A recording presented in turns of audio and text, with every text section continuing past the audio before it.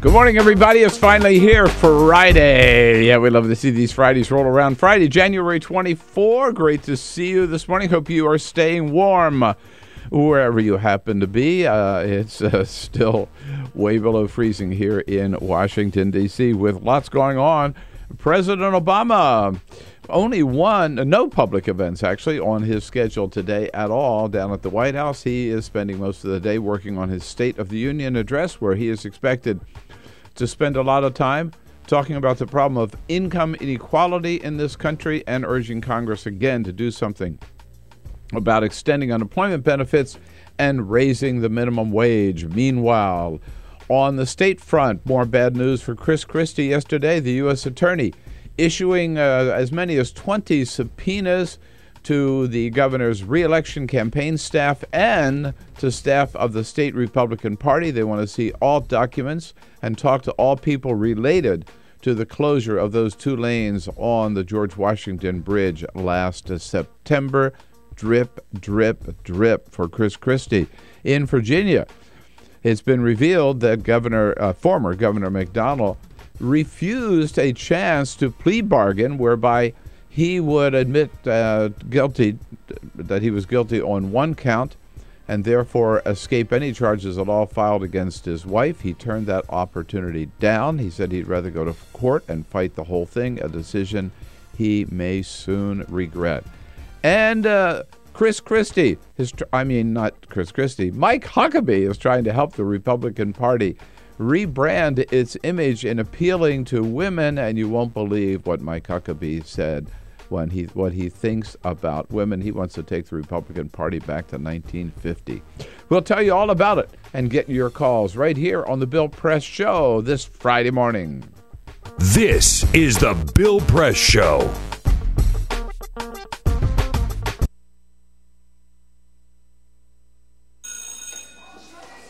Don't look at me.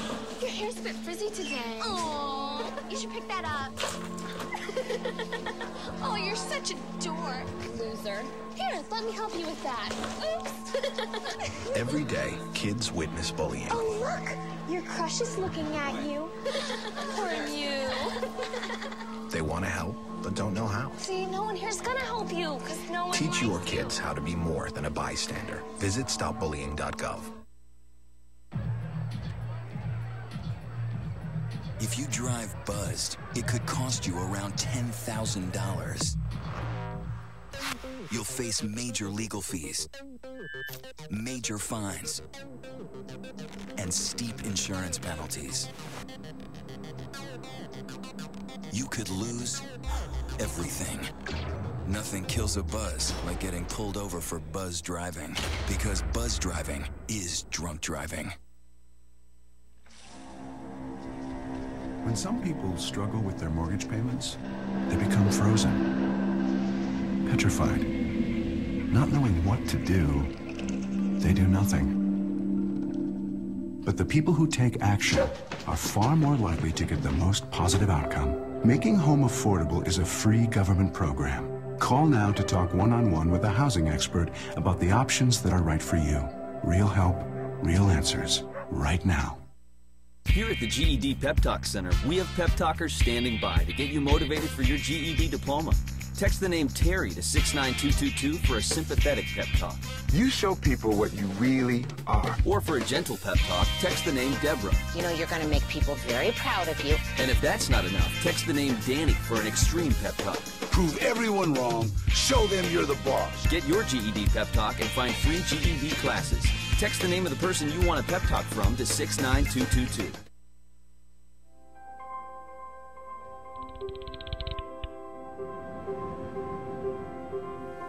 Did you see the world differently?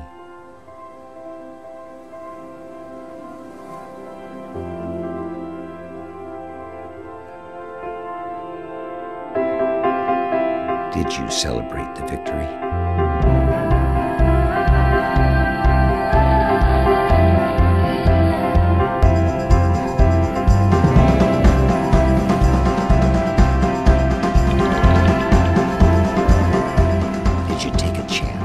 So today, I state clearly and with conviction America's commitment to seek the peace and security of a world without nuclear weapons.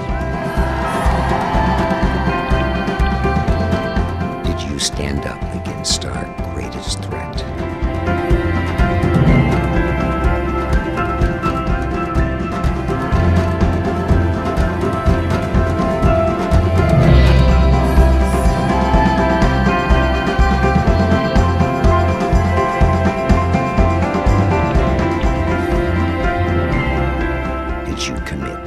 change the world.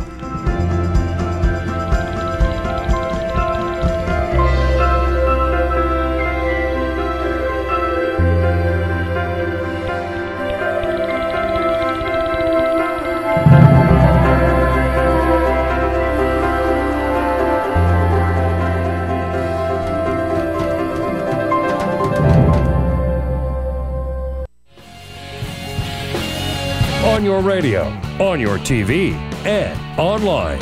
This is The Bill Press Show. Over 35,000 flights canceled yesterday, the last few days because of the cold. It is cold out there, folks. Hope you're managing to stay warm, and thank you for joining us on this Friday. You bet, Friday, January 24. And we just work hard all week long because we love reaching Fridays, our favorite day around the Bill Press Show. You bet. I know it's your favorite day, too. Here we go, our last roundup of the news of the day before we head into the weekend, and lots to talk about today. Good to see you. Thank you for joining us wherever you happen to be in this great land of ours. Thanks for being there on your local progressive talk radio station, your morning progressive radio show nationwide. Proud to be here with you. And also, you can watch us on Free Speech TV. If you got a satellite dish, just go to the Dish Network or DirecTV. And no matter where you are, also, if you got a little laptop or your iPhone, your desktop, you can watch on our video stream at TawkrTV, youtube.com/TawkrTV. We want to hear from you by phone at 866-55-PRESS. We want to get your comments on Twitter at BP Show and on Facebook at facebook.com/Bill Press Show. So there you know where we are, you know who we are, you know how you can reach us, you know what it's all about. Let's get right to it with the team here. Peter Ogburn and Elisa Murphy. Good morning. Good morning. Good morning. Happy Friday, sir. Happy Friday. Wound up this Friday. Yeah, good. Ready to go. Woohoo. And Alicia Cruz, there she is, standing by to take your phone calls. How can you resist giving Alicia a call at 866-55-PRESS? And let's see, are the lights on? Yeah. Oh, lights yeah, they are. Lights are on. Cameras uncovered? Yeah, you got it. Everything. Okay, good. He's got it under control. Cyprian Bolding is on the job. Captaining the ship. As always. Well, you know, there is a lot to talk about, but actually this is one of those days where there's just one dominant news story. It's the only thing anybody was talking about yesterday, we know, and that is probably the most important thing that's happened, what would you say, in the last decade, maybe? Yeah. Maybe 20, but probably just a decade. Well, he hasn't been around that long. That's true. That's very true. You can't say 20 years because he's only 19. Yes, Justin Bieber, arrested yesterday in Miami, not only drunk driving, but drag racing in a rented Lamborghini. But when this news broke yesterday during the show. Where did it break? Right here on our show. It happened early yesterday morning. Right as we were going on the air. Yeah. We had reported that he had been pulled over for drag racing and speeding and a DUI, but he was also charged with resisting arrest. Oh, I didn't. Which I hadn't seen that until a little bit later. But apparently the cops pulled him over, and he said to the police, "What the F did I do?" Oh my goodness! I've been in a couple of situations where I've been pulled over, for speeding or whatever, and I can tell you that's not the way that you want to initiate a conversation with a law enforcement officer. No, that's not the best way to open up the conversation. What you want to say is, "Good morning, officer. How are you? Are you having a good day so far? How are the kids? Everything going okay? Yeah, how are you? Gosh, you must be cold." Yeah. Right. All right. Not what the F did I do? But just to show you how major a story this was, all right? So on MSNBC, Andrea Mitchell, right? She's the NBC correspondent, as we know, at the State Department. She's Miss Serious Journalism. Her show in the afternoon, that's where, all the foreign policy stuff is discussed, right? And as yesterday, that's where the serious guests go. No farting around on her show. It's all heavy stuff, man. And yesterday, she's in fact having a conversation about Iran with former Congresswoman from California, Jane Harman, former co-chair or chair of the House Intelligence Committee. And and they're talking important stuff about these Iran negotiations when Andrea Mitchell, of all people, has to interrupt with the big news of the day. Here's how that went down. Consider not continuing Congresswoman Harman, let me interrupt you. Congresswoman, let me interrupt you just for a moment. We've got some breaking news out of Miami. Stand by, if you will. Right now in Miami, Justin Bieber has been arrested on a number of charges. The judge is reading the charges, including resisting arrest and driving under the influence. He's appearing now before the judge for his bond hearing. Let's watch. Yeah, so they go right to Miami, right into the courtroom to watch breaking news. Jade Harmon, I'm sure Jade Harmon was pissed. I would be. I'm sure Andrea Mitchell wasn't that thrilled about it either. I'm sure Andrea wasn't that thrilled. She was told, get out of this interview.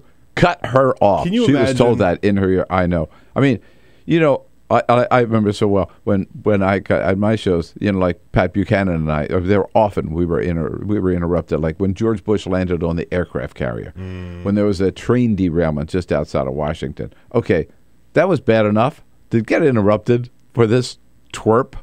Yeah. Oh man, Justin Bieber. Can you imagine her at dinner last night with her husband Alan Greenspan? Honey, how was your day? Well. Yeah. I was interviewing a former congresswoman, and I had to stop the interview to break news on Justin Bieber. I mean... Well, I know Jane Harmon very well, and I'm sure Andrea Mitchell heard from Jane Harmon after that show was over, right? So we got a great lineup for you this morning. Susan Paige will be here, Washington Bureau Chief for USA Today. David Cole has a powerful new piece in the New York Review of Books about NSA, all about Bradley Manning and Edward Snowden. He's going to join us. Eric Burns from Bullfight Strategies will be here as a friend of Bill. And then, as a very special treat today, Chef Jeff Tunks, who is the executive chef for great restaurants here in Washington, like District Commons and Acadiana, is going to be here with Super Bowl foods. It's a week away, but we're ready to start celebrating and eating right here. This morning we will. And then Mike Huckabee, Women of America, Mike Huckabee has a message for you. He knows what you really care about and what you're really made up of, and he will tell you all about it. But first... This is the Full Court Press. Just a couple of other stories making news. I hate speed cameras. You know, the ones that they catch you speeding and then they just mail you a ticket for speeding. Yeah, if you don't speed, you don't have to worry about them. Well, that's right. I don't have a problem with it. I'm just saying. I said you hate them. I don't have a problem with getting tickets from them, but I hate them. I just don't like them. I think it takes the human equation out of it, or element out of it. Well, here's a problem that Baltimore is having. It turns out that these speed cameras, all of them have an error rate, right? Yeah, like they will occasionally send out ones that they didn't mean to send out or catch try to fight it. Mm-hmm. Well, that's the problem. Turns out they did an audit and found out that 10% of all of the speeding camera tickets in Baltimore were wrong. That will add up to a total of $2.8 million in false speeding tickets that they've issued to citizens. And right now, they don't have any plan on giving that money back. Wow. But again, how would you get one of those? You assume, I do, I've gotten them. You assume, I haven't, Carol has. You assume, right? You assume it's correct, so you just pay it. How many people challenge it? How do you fight a speed camera ticket? I mean, that's a tough one to fight. Anyway, so yeah, they're sitting on almost $3 million that they didn't earn, and so the people of Baltimore are not happy about that. Seth Meyers is replacing Jimmy Fallon on NBC, as we know, since Fallon is moving on to replace Leno. And we were wondering who's going to take over the Weekend Update desk on Saturday Night Live. Right. Well, yesterday we found out. Colin Jost is the man's name. He is Saturday Night Live's head writer. He hasn't gotten a lot of screen time. He's only been on occasionally. He's not one of their role players. He's the head writer, and he will be the guy manning the Weekend Update anchor chair. He will be joined, however, by Cecily Strong, one of the players on Saturday Night Live. So it's going to be a man and a woman. It's going to go back to sort of the way that they had with Seth and Tina Fey. I got to tell you, he's got big shoes to fill. Seth Meyers is terrific, I think. Yeah, it's great timing. Yeah, he's good. And as we continue into 2014, we're barely into the year, but we are now looking at some possible brands that might not be here at the end of the year. The Huffington Post took a look at some of the most well-known companies who are just going to disappear in 2014. These are predictions. Coca-Cola? So we don't know that they're going to... I think that one's here to stay. Oh. Number 1, Quiznos, the sandwich shop. Quiznos, saying that's going to be gone. Number 2, J.C. There was one right around the corner. It's gone. It's gone now. Other notables on the list, Red Lobster. J.C. Penney? J.C. Penney. Martha Stewart Living Magazine could be going away. Whoa. And this one, I'm surprised. Red Lobster, too? Yeah, that was shocking. And the one that I'm surprised is actually still around is BlackBerry. The BlackBerry. Yeah. Yeah. I know.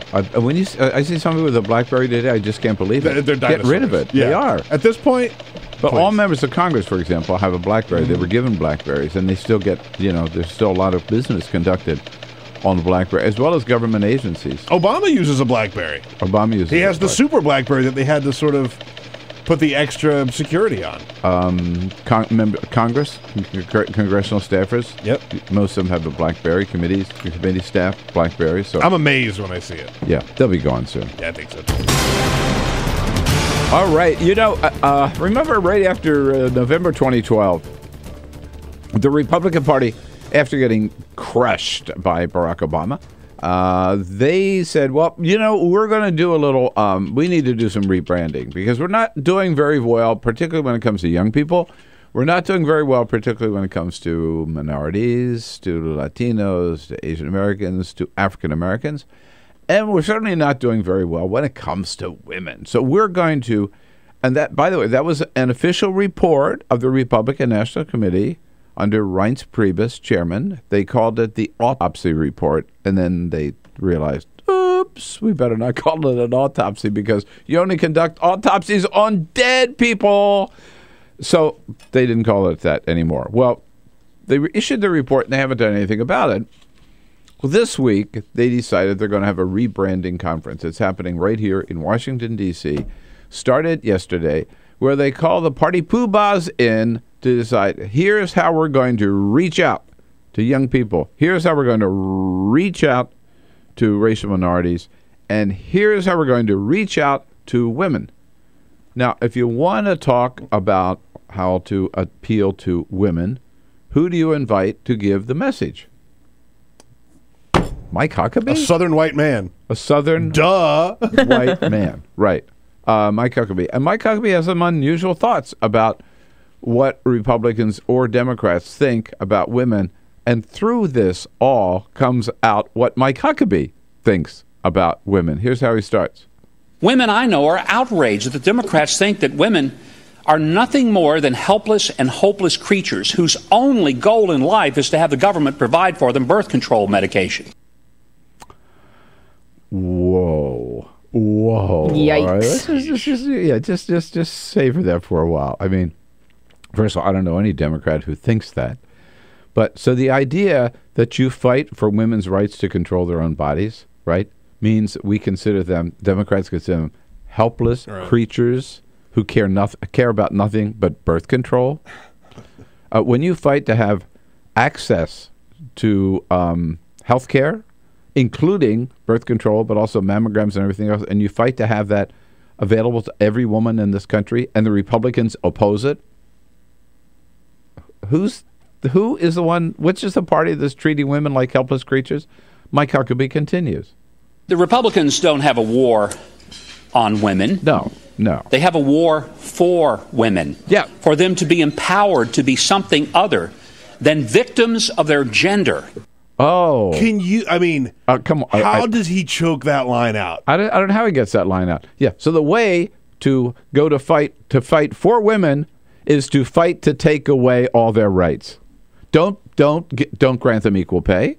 Don't let them sue for equal pay, and certainly don't let them have access to health care or birth control or control their own bodies and make their own decision about whether or not they carry through with a pregnancy. And then Mike Huckabee comes out. Here's what he really thinks about women. These are women who are just hanging around. They can't control. They're sex fiends. That's what they are. And if the Democrats want to insult the women of America by making them believe that they are helpless without Uncle Sugar coming in and providing for them a prescription each month for birth control because they cannot control their libido or their reproductive system without the help of the government, then so be it. Let us take that discussion all across America because women are far more than the Democrats have played them to be. And you know what I say? Yes, yes, yes. Take that conversation all across America. Take that and tell women the only reason you want access to birth control is you can't control your own libido. Can you imagine anybody saying that? And also, can you imagine the Republican Party putting him up there as the official spokesperson for the Republican Party? Did you realize that? Ladies, let me hear from you. 866-55-PRESS. The only reason for birth control is you can't control your own insatiable sexual desires. Shame on you, ladies. Don't you know your role is to stay at home and have as many kids as your old man wants to have? Right? How dare you suggest birth control? By the way, this is Mike Huckabee. By the way, if you call 866-55-PRESS and you are a woman with an out-of-control libido, you will go to the front of the line. Oh, yes. You go to the front of the caller line. I want to hear your. I want to hear about your out-of-control libido and what you're doing about it. Call us now.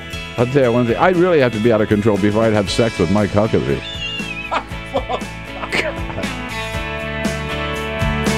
This is the Bill Press Show.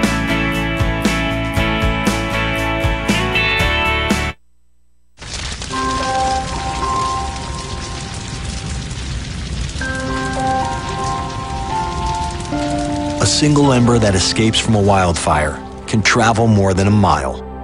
That single ember can ignite and destroy your home or even your community. You can't control where that ember will land, only what happens when it does. Get Fire Adapted now at fireadapted.org. Columbine, Virginia Tech, Tucson, Aurora, Fort Hood, Oak Creek, Newtown. Newtown, Newtown. Newtown. How many more? How many more? How many more colleges? How many more classrooms? How many more movie theaters? How many more houses of faith? How many more shopping malls? How many more street corners? How many more? How many more? Enough. Enough. Enough. Enough. Demand a plan. Right now. As a mom. As a dad. As a friend. As a husband. As a wife. As an American. As an American. As an American. As a human being. For the children of Sandy Hook. Demand a plan. No more lists of names. It's not too soon. It's too late. Now is the time. Before we all know someone who loved someone on that list. No more lists. No more. Who they might have been. No more. If we had just done something yesterday. It's time. We can do better than this. We can do better than this. It's time. It's time. It's time for our leaders to act. Demand a plan. Right now. Right now. You! Demand it! Enough. Enough. Enough. Enough.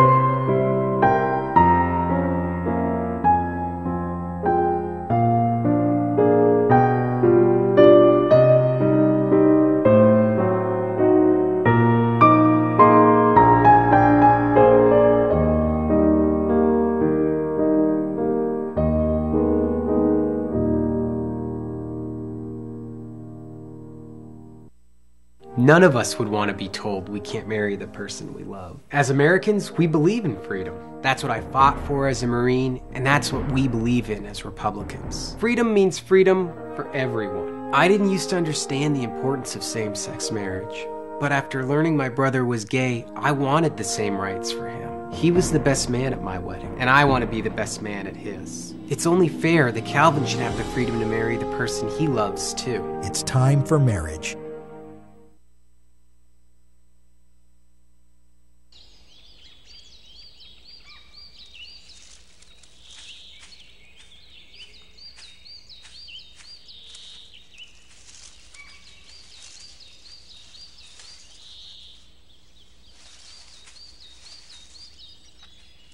At Earth Justice, we defend the environment in the courtroom.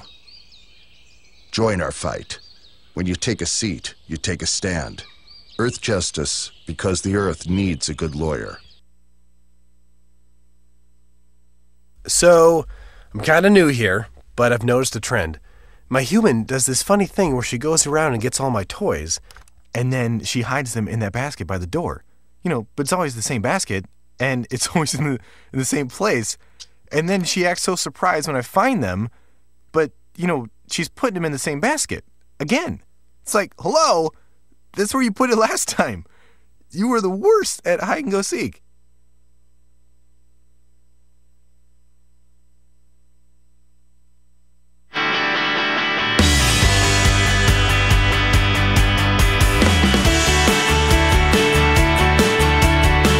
This is the Bill Press Show. All right, 26 minutes after the hour, Mike Huckabee shaking things up yesterday. But I still can't believe, again, you're head of the Republican Party and you want somebody to articulate what the party really thinks about women and how we are reaching out to women. And you get this, I hate to inject religion here, but let's face it, he makes a big deal about his religion. Oh, yeah. He's Mr. Southern Baptist former Governor Mike Huckabee. Former preacher. And now we know not only what the Southern Baptists think about women, right? But he's saying, here's what the Republican Party thinks about women, that they're just basically out of control. Can't control their own bodies. And that's why they want birth control. Peter. We're on Twitter at BP Show, at BP Show. You can join in the conversation there. Sam asks, we should ask Huckabee who pays for his Viagra. Out of control libido? Out of control libido, yeah. Leave a comment there for us on Twitter at BP Show. 866-55-PRESS. Let's hear from you, especially. I mean, I just think I can't believe that women are not just going to come out and just in outrage at these comments as soon as they get out there. Barbara is calling right here from our nation's capital. Hey, Barbara, what do you say? Happy Friday, Bill. My libido is out of control. Just being on the phone with you. Oh, Barbara, all right. This is absolutely crazy. If the Republicans want to see women, race away from their party in droves, go with this message. Yeah, don't you love it? The women just are hanging out there for sugar daddy, right? Sugar daddy. Uncle right? Sugar. Uncle Sugar, yeah. Yeah, Uncle Sugar. Insulting on every single level. Where are they coming from, and why, again, Mike Huckabee as their spokesperson on this issue, Barbara? Well, this is absolutely what they think. They're trying to tell the American people this is what Democrats think, but this is what they think. They think women cannot control their bodies.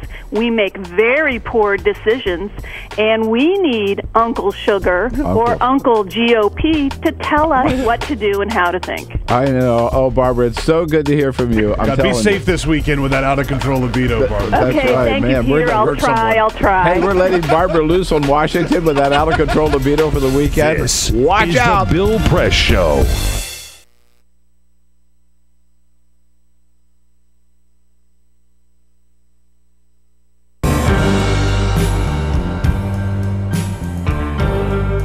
I'm a Piston fan. Their slogan was, we come to work. That's what Detroit about. That's why they used it. It's a team thing. They won 2 championships, a team. There was no star. No mayor can come in here and be a star. It's a team thing. No governors can come in here and think you can do it by yourself. It's a team thing. You got communities. They got ideas, too. The only thing wrong with Detroit, people have lost hope here. Residents, city workers, so much corruption. They lose hope. But I grew up here. I love this city. I think it can come back.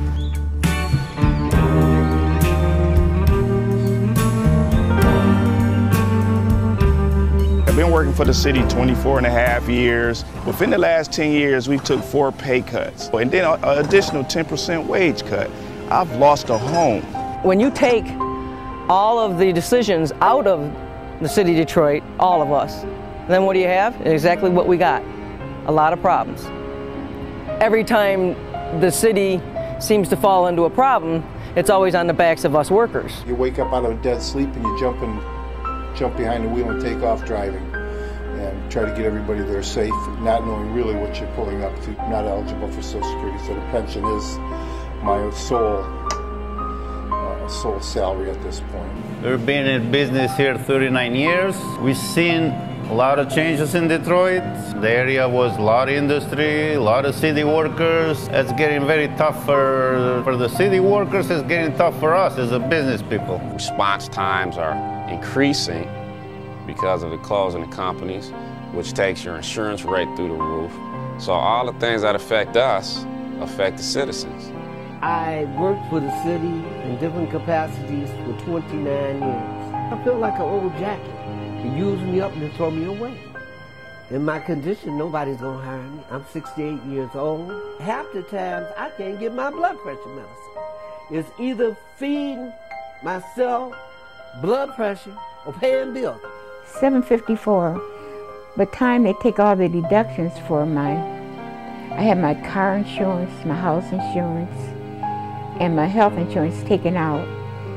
So the time they take all that, I'll get about $300 after they take all that out. I don't understand it. I can't see how the governor is allowing this to happen and what they're doing and they want to blame it all on the seniors.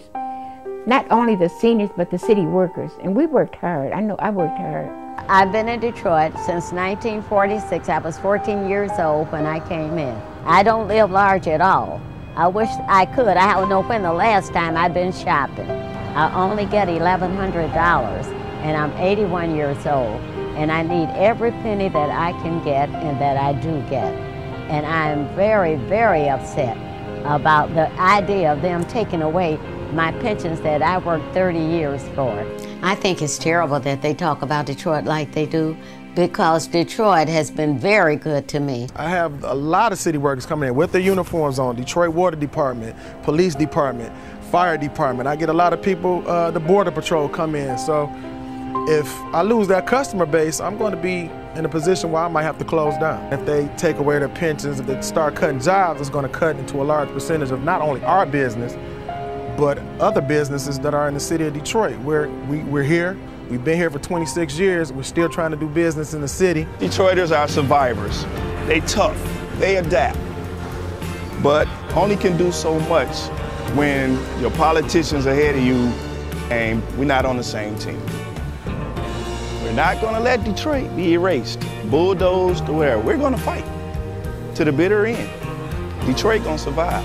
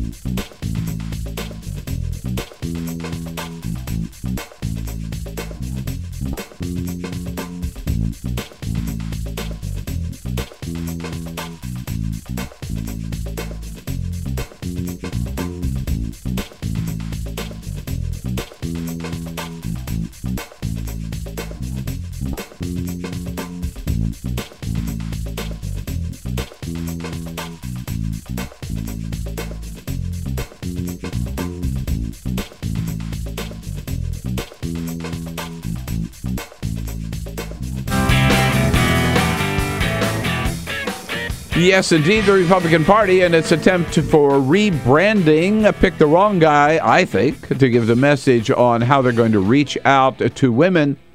Well, they're going to reach out to women, according to Mike Huckabee, by belittling them, by insulting them, by demeaning them, and by suggesting that they can't control their own bodies. That's why they depend on Uncle Sugar to provide them birth control. Yes. Women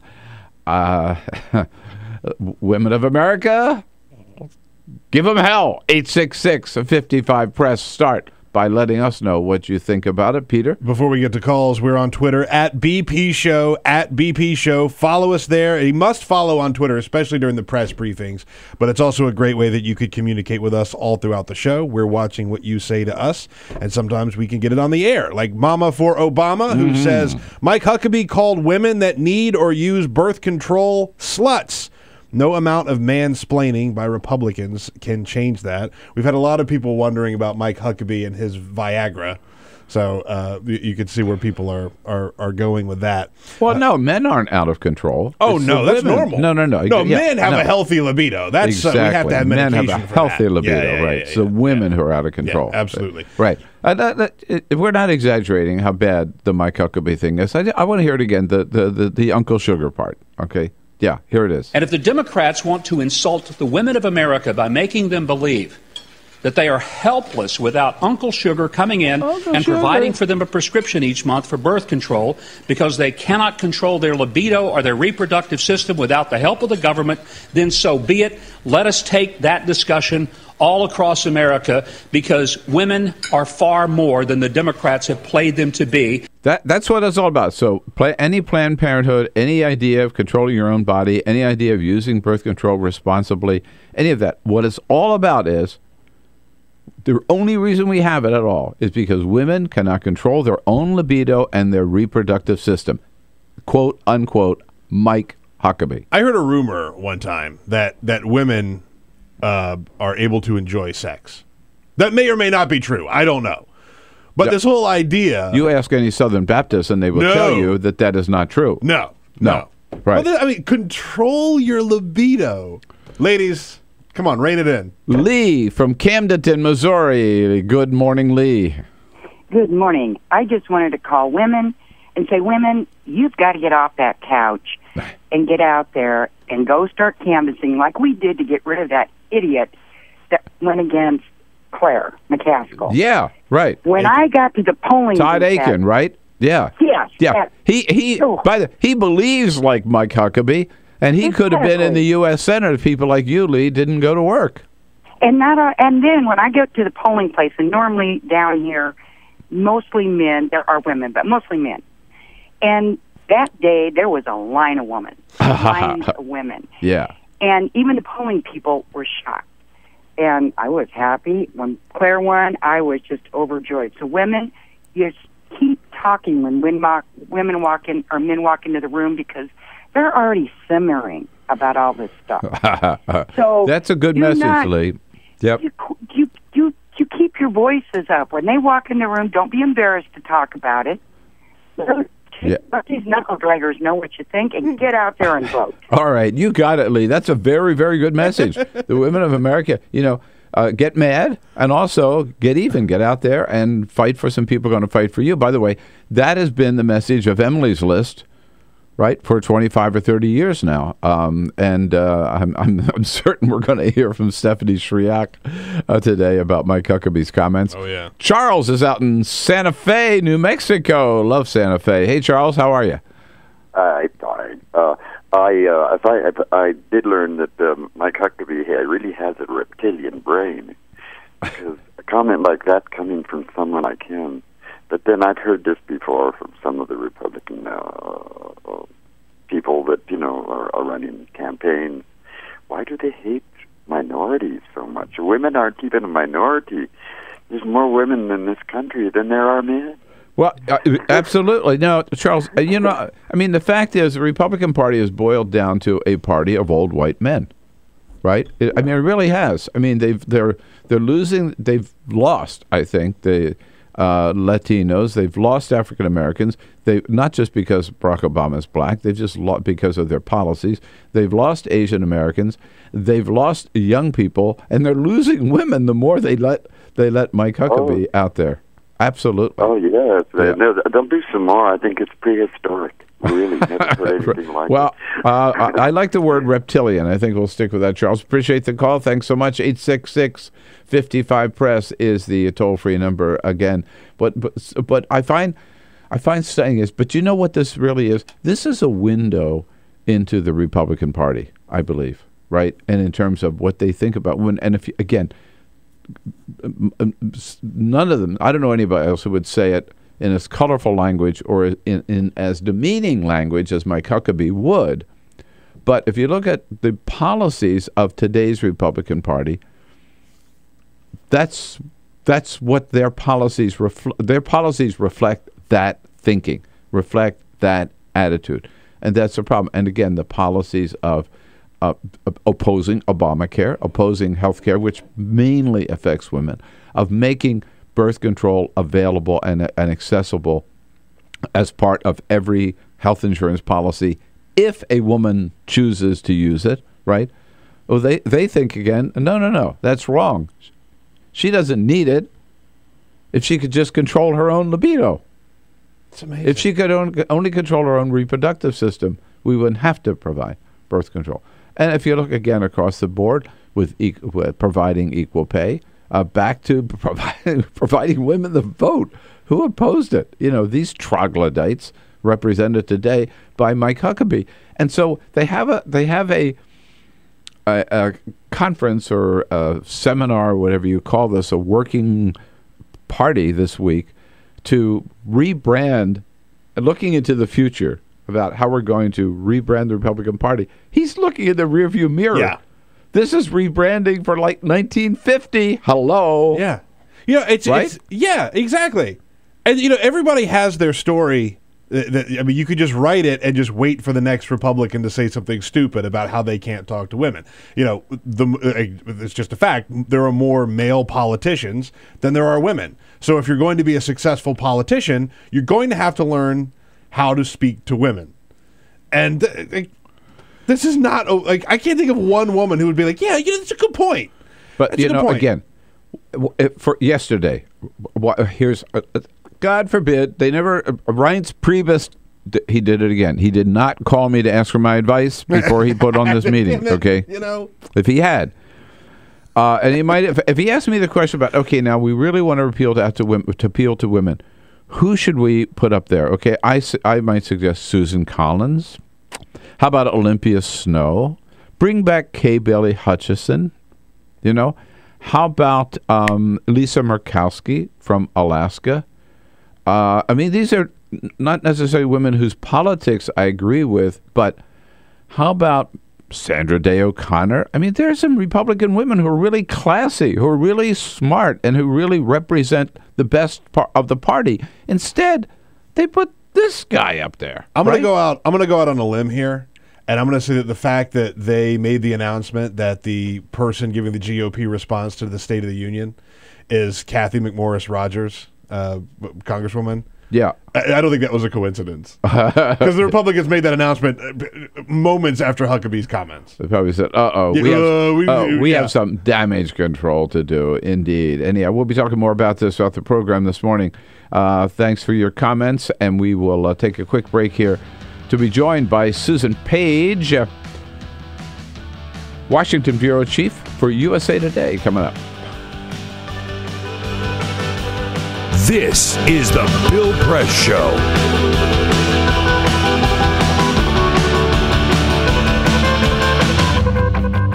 This is my computer. This is your computer. Let's go on the internet. Let's go. Click it. Yes. Okay. Eye cursor in between the R and the E. Pressing down, I want you to just push the period. She's gonna love me all over again. That's it. Jamaica, here you go. Here we go. Good job. Thank you. Thank you. And I did it by myself. Feel smarter. So, I'm kind of new here, but I've noticed a trend. My human does this funny thing where she goes around and gets all my toys, and then she hides them in that basket by the door. You know, but it's always the same basket, and it's always in the same place. And then she acts so surprised when I find them, but, you know, she's putting them in the same basket. Again. It's like, hello, that's where you put it last time. You were the worst at hide and go seek.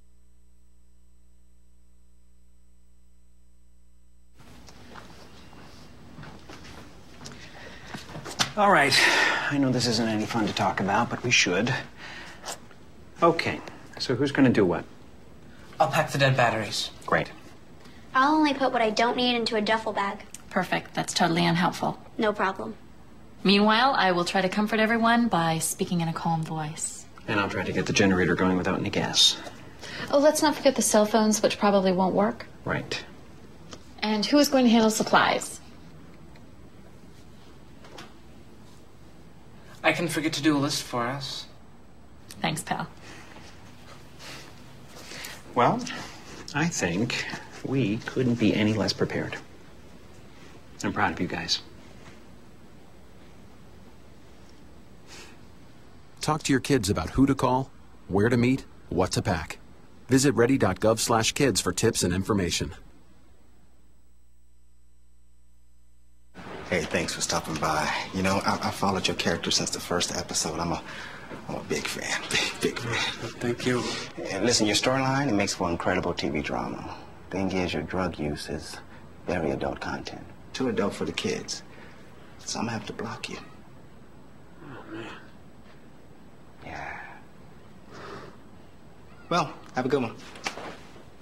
You're a nice lady.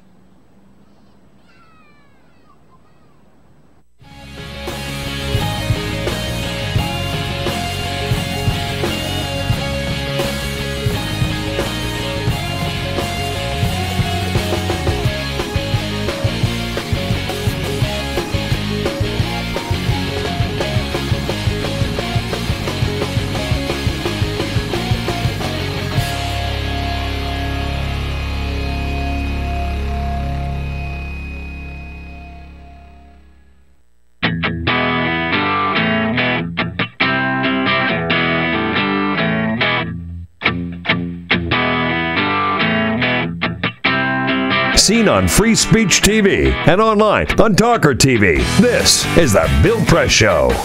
13 minutes before the top of the hour, Friday morning. How about it? Boy, we love Fridays. 24th of January, it is indeed. And if you look at the president's schedule today, there ain't nothing on it except getting the daily briefing. I think that means he's going to be doing a lot of preparation for the State of the Union coming up next week. Let's find out for sure. Susan Paige is Washington Bureau Chief for USA Today, joining us for our Friday visit. Hello, Susan. Good morning. Good morning, Bill. Don't you think that's what the president must be up to? I think it must be. But now let me ask you this: how important do you think this speech? We pay a lot of attention to it. We've done lots of planning at USA Today for how we're going to cover it. Does it make a difference? I don't think so. I think the State of the Union, other than maybe the first one, is generally overrated. But boy, do we get excited about it here in Washington, right? You know, the only thing we get more excited about to less effect is when the president puts out his budget. Yeah, right. And, you know, there are kind of things that have been leaked. But, you know, they've been going through drills. And Jay Carney told us yesterday at the White House, you know, the speech is looking pretty good. Everybody's getting their ideas in. What we hear is that he's going to focus a lot on income inequality, which is something you've been writing about today, actually. You know, we can make fun of the State of the Union, but this issue of income inequality, I really feel like it's something that has taken off. It's, you know, they're talking about it in Davos. Talk about people who don't need to worry about income inequality. It'd be the people who go to Davos. And we did a USA Today Pew Research Center poll that we put out this week that showed that 2/3 of Americans, Republicans, Democrats, Independents, say the gap between the rich and everybody else is getting wider in this country, and we found just enormous concern about what that means. Well, there's no doubt it has. In the past, I was just reading, in the past 40 years, the income of the top 1% has quadrupled, right? While incomes for everybody else have stagnated. Yeah. I guess the question, though, is, well, first of all, it's interesting in your poll that people are aware of this, right? But I don't know, are they demanding, what else did you find? Are they demanding that this be changed? And if so, how? What are they willing to put up with? So here's the great thing. People are aware of it because they're living it in their lives. You know, it's not like they have to learn about global warming and figure out what that means. Yeah. They see in their own lives that their incomes are stagnant, and they read in the papers or they see how people who have a lot of money are getting more money. There are a couple things that have really broad support. Not that doesn't mean they're going to happen, but 3 out of 4 people say, let's raise the minimum wage. 2 out of 3 people say. 3 out of 4. That's 3 out of 4. That's, You know, in America, that's like universal, right? It's hard to get people to agree on something to that degree. Yeah. 2 out of 3 say, let's extend long-term jobless benefits. And a majority, 54%, say, let's raise taxes on the rich to finance programs to help the poor. Whoa. Raise taxes on the rich even. Yeah. What are the odds of that? Well, no, exactly. And then, you know, you do. It's not just theoretical either, because you see a politician like Bill de Blasio, of course, it's New York City, but still getting elected on that platform. Yeah. That was his platform. True. Now, that is New York City, which is a pretty liberal place, but you see Elizabeth Warren talking about it and getting a lot of the energy and interest in the Democratic Party behind ideas that, you know, for a decade or so have seemed so far left that they just would never go anyplace. Well, it'd be interesting to see how President Obama takes that concept, right, and outlines the reality and the problem, and then translates it into legislative action, which is usually what the State of the Union is all about, right? Calling on Congress. But you mentioned 2 things that are certain to be part of the president's speech: minimum wage and the unemployment insurance. But then, Susan, he's going to take this conversation to the Vatican on the 27th of March and talk about the man who talks more about income equality than anybody else. Amazing, this new Pope. And did you see that the Pope yesterday said the Internet was a good thing? He said it was a gift from God. Amazing. Yeah. Don't you love this guy? No, I do. But what I want to know is, if the Internet's a gift from God, why does it always break down?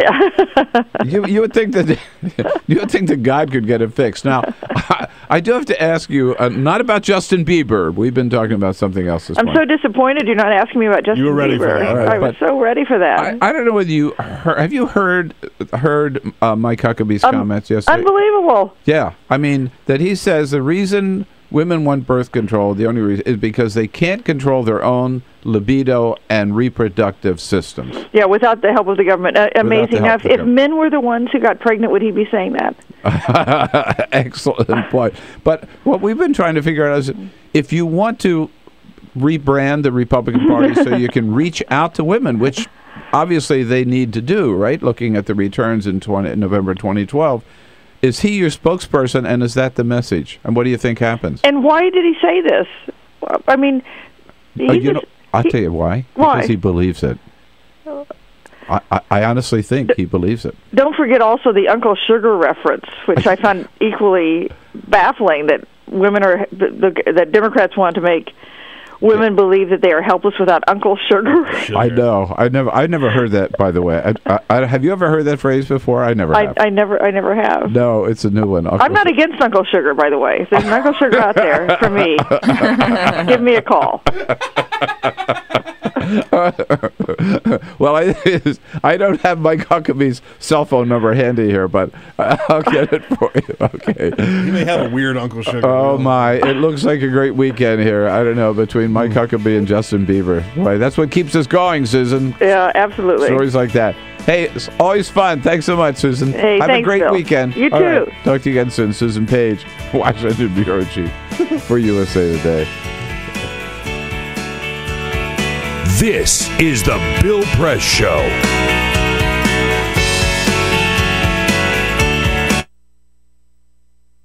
It is possible to read the history of this country as one long struggle to extend the liberties established in our Constitution to everyone in America. In other words, who, according to our laws and culture, gets to be considered a person? The law creates legal personhood, and movements create law and change culture. So, how have the courts passed laws to shape our culture? That history goes way back before Citizens United. 1819, Dartmouth College versus Woodward, Supreme Court case, turned a corporate charter from a government-granted charter to a contract. This ruling gave corporations standing within the Constitution.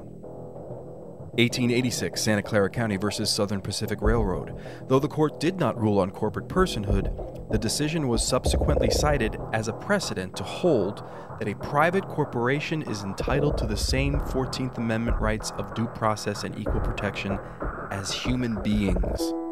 This makes it impossible for us to make laws that treat local businesses any differently than giant multinational corporations, even if their business practices are deemed to be harmful to workers, the environment and communities, or if they have a history of violating the law. Hale versus Henkel, 1906. the court granted corporations the Fourth Amendment search and seizure protection. Dodge versus Ford Motor Company, 1919. The Michigan Supreme Court says the business corporation is organized and carried on primarily for the profit of the stockholders. Stockholder primacy is established. The purpose of the corporation, according to the court, is no longer to serve the public good, as it had been.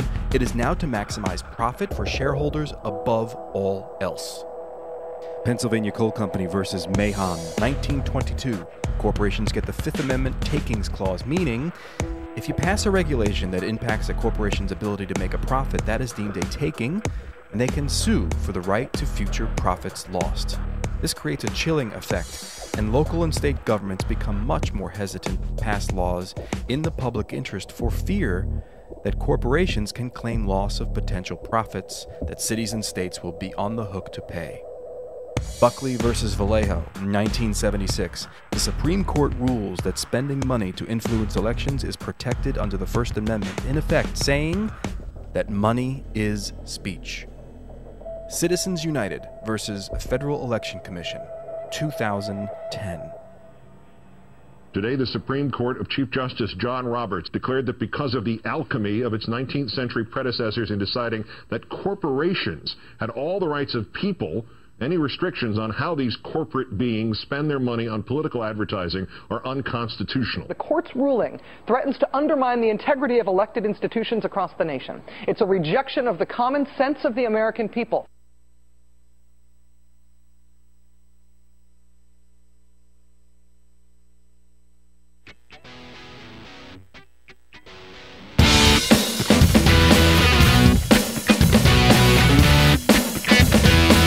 This is the Bill Press Show. Justin Bieber is out on bail, and Eric Burns is in studio with us. There you go. That's the big news of the day. He'll be here as a friend of Bill. Not Justin Bieber, but Eric Burns in the next hour. Peter, what's going on? Well, this is good. This could be good news for Justin Bieber, who admitted when he talked to the police yesterday that he had some marijuana.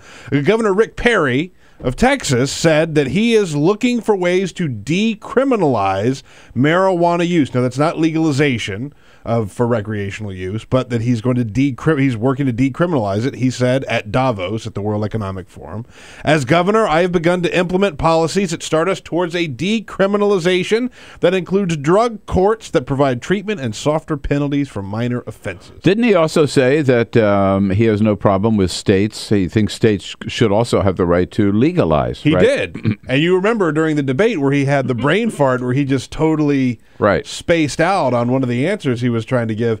We now maybe know what was behind that. Whoa. But here's what gets me. There's a little contradiction in what you said. I think of Davos as the place where the smartest, right, the best minds of the universe converge on Davos to really come through with the deep solutions to today's problems. Kind of an oxymoron. What was Rick Davis doing there in the first place? Rick Perry. Yeah.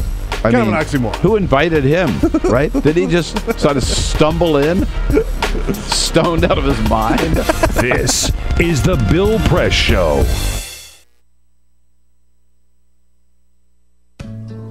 You wouldn't let money just blow out of your house.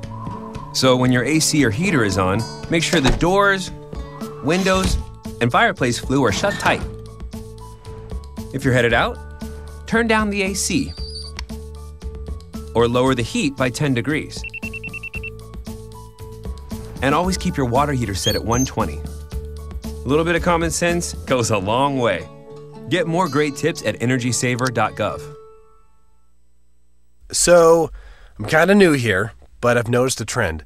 My human does this funny thing where she goes around and gets all my toys, and then she hides them in that basket by the door. But it's always the same basket, and it's always in the same place.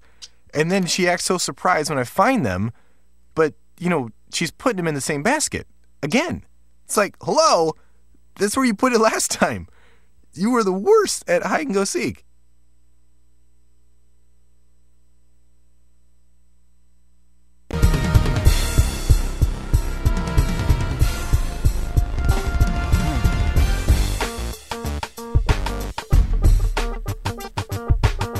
Good Good morning, everybody. It's finally here, Friday. Yeah, we love to see these Fridays roll around. Friday, January 24. Great to see you this morning. Hope you are staying warm wherever you happen to be. It's still way below freezing here in Washington, D.C. with lots going on.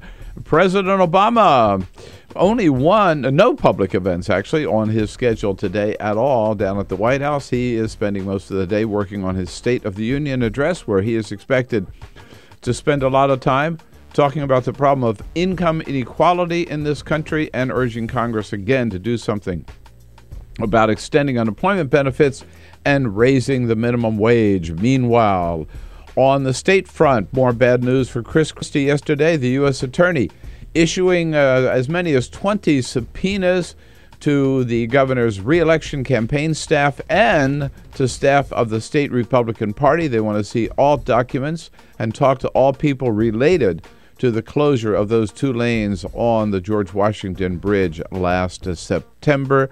Drip, drip, drip for Chris Christie. In Virginia, it's been revealed that former Governor McDonnell refused a chance to plea bargain whereby he would admit that he was guilty on 1 count and therefore escape any charges at all filed against his wife. He turned that opportunity down. He said he'd rather go to court and fight the whole thing, a decision he may soon regret. And Mike Huckabee is trying to help the Republican Party rebrand its image in appealing to women, and you won't believe what Mike Huckabee said what he thinks about women. He wants to take the Republican Party back to 1950. We'll tell you all about it and get your calls right here on the Bill Press Show this Friday morning. This is the Bill Press Show.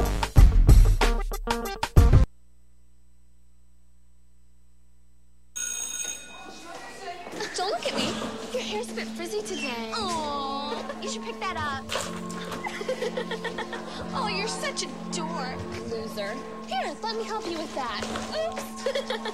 Every day, kids witness bullying. Oh, look. Your crush is looking at you. Poor you. They want to help, but don't know how. See, no one here's gonna help you, because no one Teach your likes kids how to be more than a bystander. Visit stopbullying.gov. If you drive buzzed, it could cost you around $10,000. You'll face major legal fees, major fines, and steep insurance penalties. You could lose everything. Nothing kills a buzz like getting pulled over for buzz driving, because buzz driving is drunk driving. When some people struggle with their mortgage payments, they become frozen, petrified. Not knowing what to do, they do nothing. But the people who take action are far more likely to get the most positive outcome. Making home affordable is a free government program. Call now to talk one-on-one with a housing expert about the options that are right for you. Real help, real answers, right now. Here at the GED Pep Talk Center, we have pep talkers standing by to get you motivated for your GED diploma. Text the name Terry to 69222 for a sympathetic pep talk. You show people what you really are. Or for a gentle pep talk, text the name Deborah. You know you're going to make people very proud of you. And if that's not enough, text the name Danny for an extreme pep talk. Prove everyone wrong. Show them you're the boss. Get your GED pep talk and find free GED classes. Text the name of the person you want a pep talk from to 69222.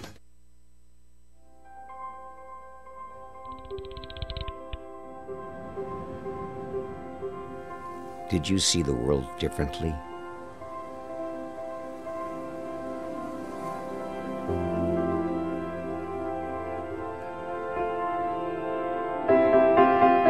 Did you celebrate the victory?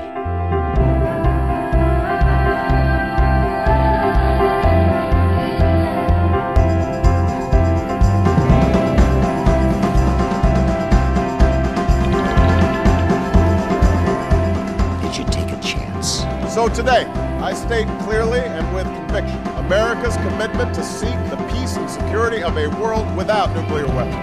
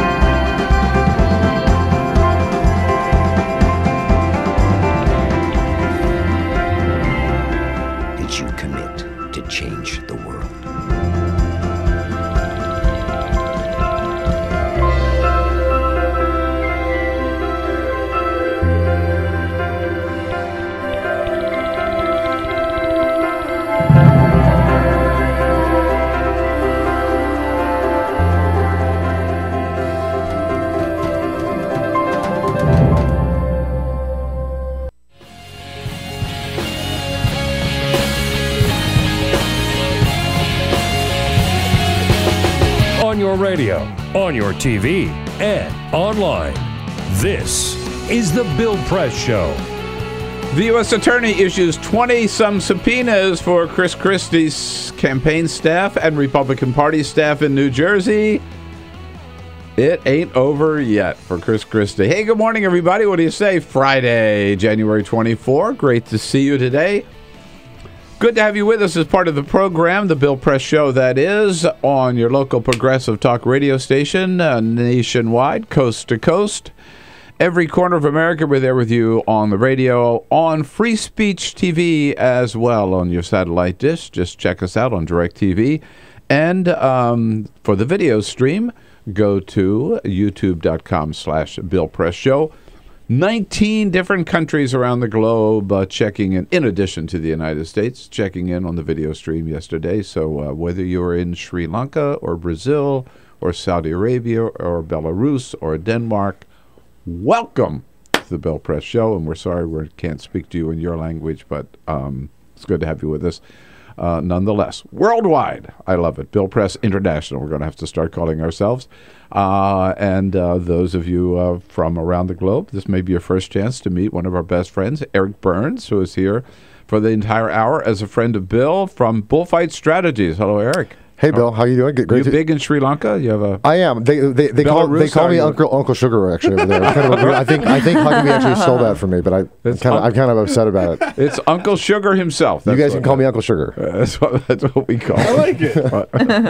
But no, it's great to be back, my friend. Joining our team here, of course, Peter Ogburn and. Hello, Elisa Murphy. Hello. Right? Alicia Cruz has the phones covered, and it's not the same name. I just say them the same because it's too complicated to distinguish Elisa from Alicia. So it's tough. I just give them the same thing. And Cyprian Balding, our videographer, who is sight unseen, but still his work is most. He's on camera. We just don't hear him.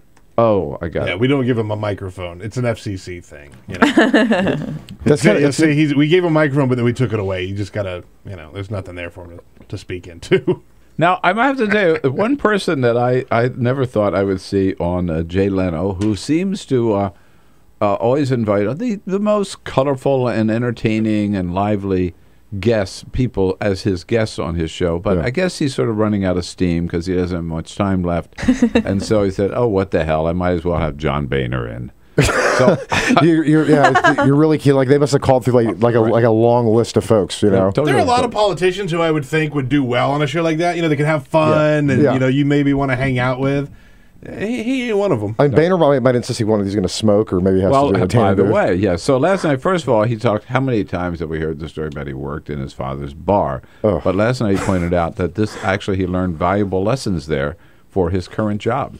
You grew up around a bar. I mopped floors, did dishes, waited tables, tended bar. And you have to learn to deal with every jackass who walks in the door. Right. Now, trust me, I need all the skills I learned growing up to do my job. There's some honesty there. Actually, there's some real honesty there because he's got better than I thought. He's got a lot of jackasses to deal with in this Congress. Most of them in his own caucus. No, absolutely. Yeah. I mean, I've actually developed this kind of odd affection for John Boehner because I'm always getting tweets and seeing things from like Tea Party Republicans they want to throw him out of his speakership, and it's just like I never thought from the days of Tom DeLay not that long ago that how would I ever have sympathy for John Boehner? No, right. But here it is. This is how crazy things are. So Tea Partiers, just now you know what John Boehner thinks of you.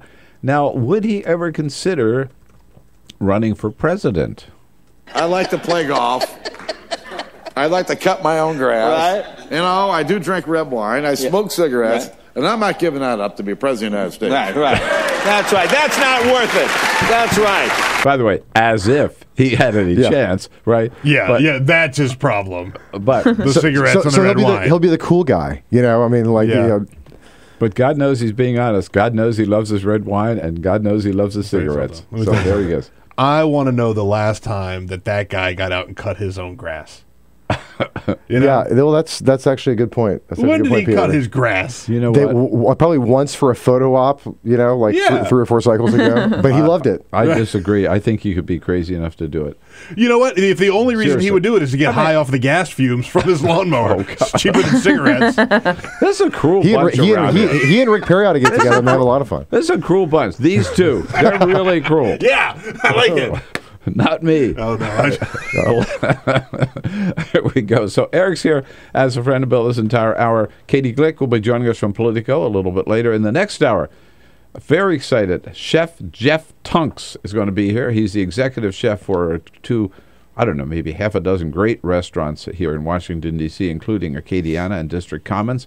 He's going to tell us all about some Super Bowl foods that we can enjoy together. And then David Cole, who's wrote a very, very powerful piece in this week's New York Review of Books about the NSA, will be here as well in the next hour. So let's get right to it. But first, this is the Full Court Press. A couple of stories making news. Bill, I have an iPhone. You have an iPhone. I do indeed. I think we're all iPhoned up here for the most part on the show. So I have the iPhone. Oh, look, I have a message from John Boehner. Oh, no. We've got you in trouble now. Well, the iPhone, it's been a while since they've revealed a new model, right? Like last year they did the 5S, which was just a sort of a reconfiguration of the 5. But the next one that they're going to unveil is expected to come out later this year. And the big thing that's leaked out is that they're going to make it bigger. They're going to make it bigger. The screen is going to be bigger because before the 5, it was 3.5 inches. Then the 5 came along, they made it 4 inches. And they said that the next one, which we don't know what it's going to be. You know why? Because Samsung is bigger. Samsung is bigger. Samsung has bigger screens. In fact, the Samsung Note is like 5 inches at this point. It's just a giant screen. So people are giant. Don't ask me how I measured that, Eric. Yeah, I was going to say. An iPhone's going to be 6 inches. Yeah, it literally is. Who's got the bigger? They're bigger. We're bigger. Let's see who wins. Who's bigger? Yeah. So Apple's trying to keep up now, and they're expected to up it by a full ½ inch. And it's going to be 4.5 inches on the next. It really does. But it has a great personality. 4.5 inches might not sound like a lot, but it could do a lot. It's not how big it is. It's what you do with it. Boys, you sound like 2 high school kids. This is what this whole over the last couple of years. Just know that everybody lies about the size of their iPhone.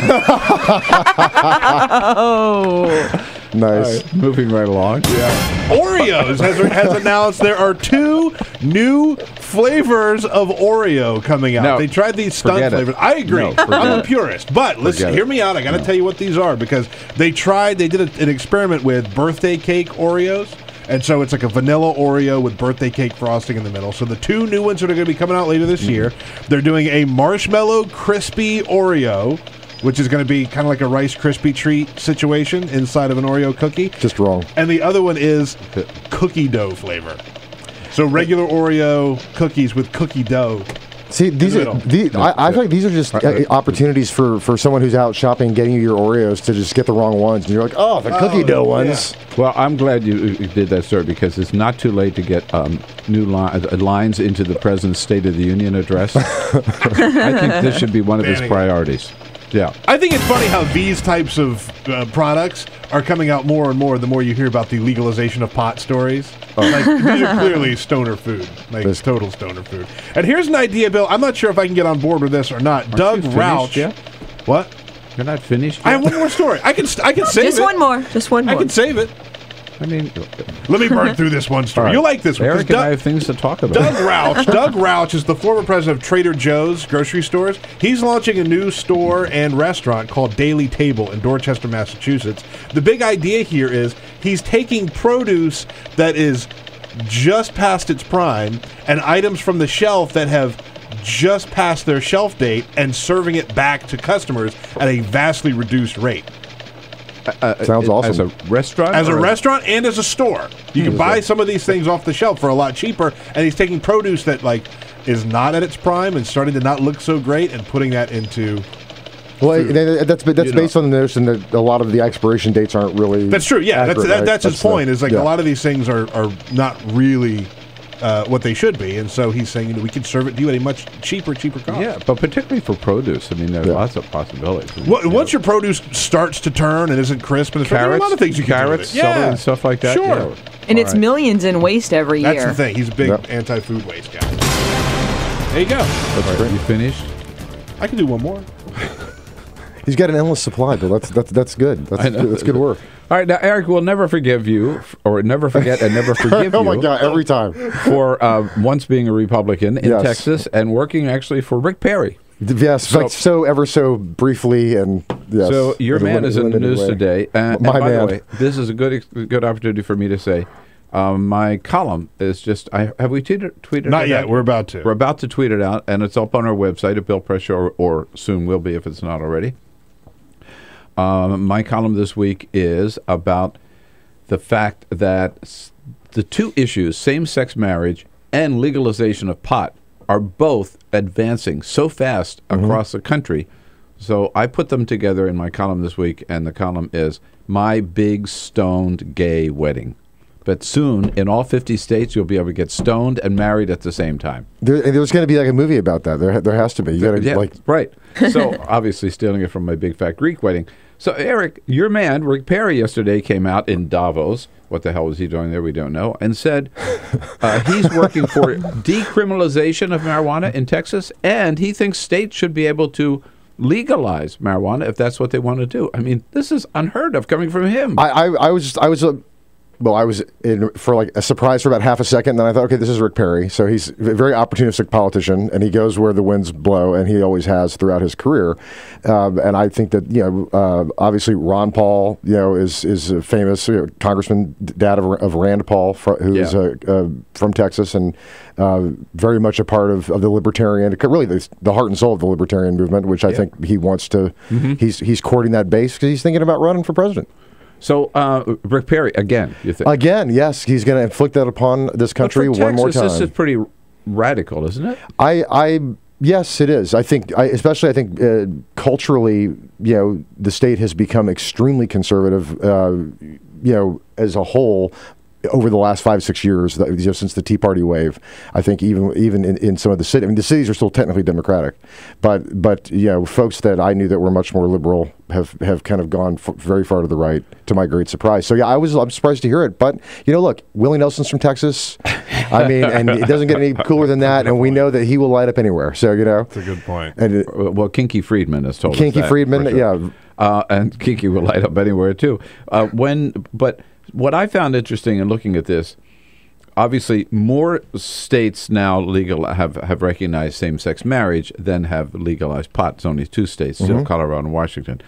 But, Maine, Rhode Island, New York, Delaware, so far behind. New York, in terms of pot, are really moving in that direction. And you know what is driving both those issues is the economics of it. Because the states, like Colorado, projects $67 million in new tax revenue this year from pot alone. Wow. $67 million. Yeah. And so other states see that and they say, ka-ching, ka-ching, ka-ching. Same thing with same-sex marriage. The states where it's legal, people go there now. They get their whole entourage there. It becomes a destination wedding. And all that money is being spent. And people are saying, why should that money go to some other state? We ought to do it here. Well, just governments love and politicians love to be able to get more tax revenue or just more revenue in without having to raise taxes, obviously. I think we've seen this too, not to this extent, but with states legalizing gambling. There was, I feel like, kind of like a wave of that in the 90s, we're in Gulfport, Mississippi, and in New Orleans and other places like that.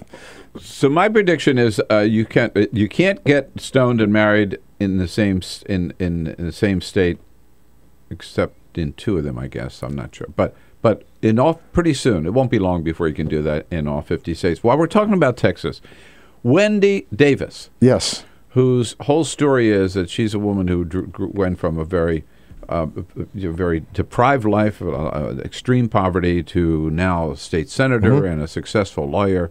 But the Republicans are saying she's just a big liar about her resume. Well, it seems like Wayne Slater, who's actually a very, very good reporter from the Dallas Morning News. Yeah. He's a great guy, and I have a lot of respect for him. He wrote the initial story that questioned what was in her bio, and as I understand it, it was questioning her claim to be having been a single mom at 19, though she wasn't technically. The divorce wasn't final till she was 21. But look, I was raised by my mom. My parents were separated when I was 8, and they didn't get divorced until I was in my early 20s. And I certainly didn't grow up in a 2-parent household. My mom was a single mom, and my dad, popped in. And he's, so it just, I found that almost a little, presumptive on the part of Republicans. Here's my question: do you think it'll backfire on the? By the way, Wayne Slater said yesterday he thought that they were really. He was just making the point that there was a technical inaccuracy, if you will. Yeah. But he thought that they were going way overboard with it. Do you think it'll backfire on Republicans with this kind of an attack? I think it should. I think there's no question that it should. I don't know that that the Davis campaign is handling it as well as they should be or could be. I'm not down there every day, so it's a little hard to say. Yeah. But I think that especially with just who Wendy Davis is, what she represents, the excitement around her, as a symbol for women, and that a lot of the accusations that I've heard that are coming out of the right are kind of targeted right at this notion that she isn't who she says she is, or that she somehow isn't a real icon for women because of these little on the margin things. So I feel like it should something that should be used against them, and it should backfire on them. Yeah, Wayne Slater told us yesterday that the basic element of her story remains absolutely intact, which is she came from dirt poor through her own drive to being a phenomenally successful woman and a role model for all women. And he said Harvard grad. Yeah, and he said that doesn't change at all. Eric Burns here is a friend of Bill for this hour. Join us, 866-55-PRESS. Your comments on pot, same-sex marriage, Wendy Davis, Rick Perry. We covered the ballpark here so far, and we're just getting started. 866-55-PRESS. We'll be right back. This is the Bill Press Show.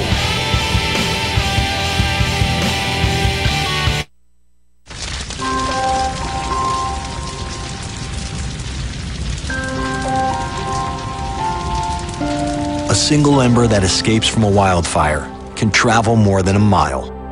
That single ember can ignite and destroy your home or even your community. You can't control where the ember will land, only what happens when it does. Get Fire Adapted now at fireadapted.org. Columbine, Virginia Tech, Tucson, Aurora, Fort Hood, Oak Creek, Newtown. Newtown, Newtown. Newtown. How many more? How many more? How many more colleges? How many more classrooms? How many more movie theaters? How many more houses of faith? How many more shopping malls? How many more street corners? How many more? How many more? Enough. Enough. Enough. Enough. Demand a plan. Right now. As a mom. As a dad. As a friend. As a husband. As a wife. As an American. As an American. As an American. As a human being. For the children of Sandy Hook. Demand a plan. No more lists of names. It's not too soon. It's too late. Now is the time. Before we all know someone who loved someone on that list. No more lists. No more. Who they might have been. No more. If we had just done something yesterday. It's time. We can do better than this. We can do better than this. It's time. It's time. It's time for our leaders to act. Demand a plan. Right now. Right now. You! Demand it! Enough. Enough. Enough. Enough.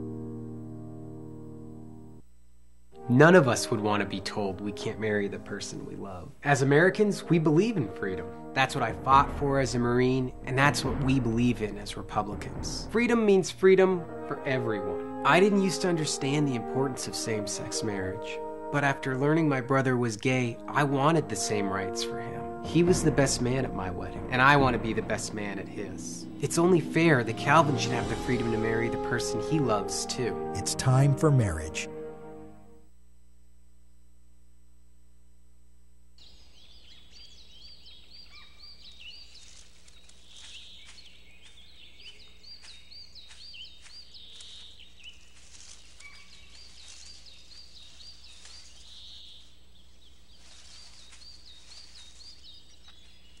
At Earth Justice, we defend the environment in the courtroom.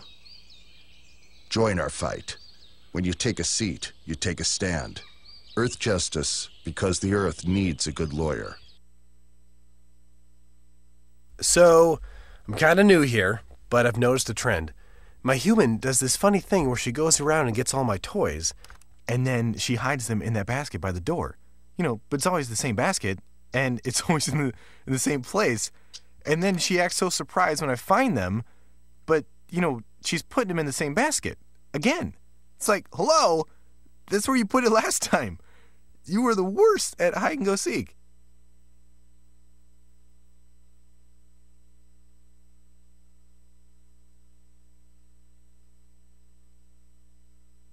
Eric Burns and me at the half hour.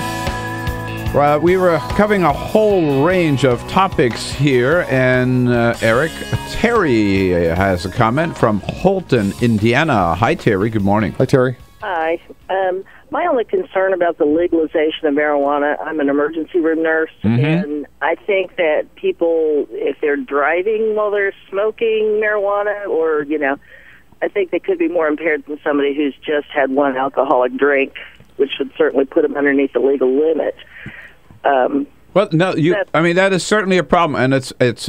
I'm not sure exactly how Colorado dealt with that, but it has been an issue in Colorado and Washington, because making it legal for recreational smoking doesn't mean it's okay to smoke and drive.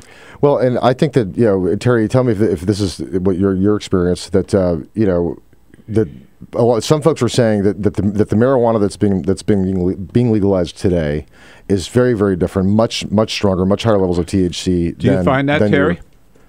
Yes.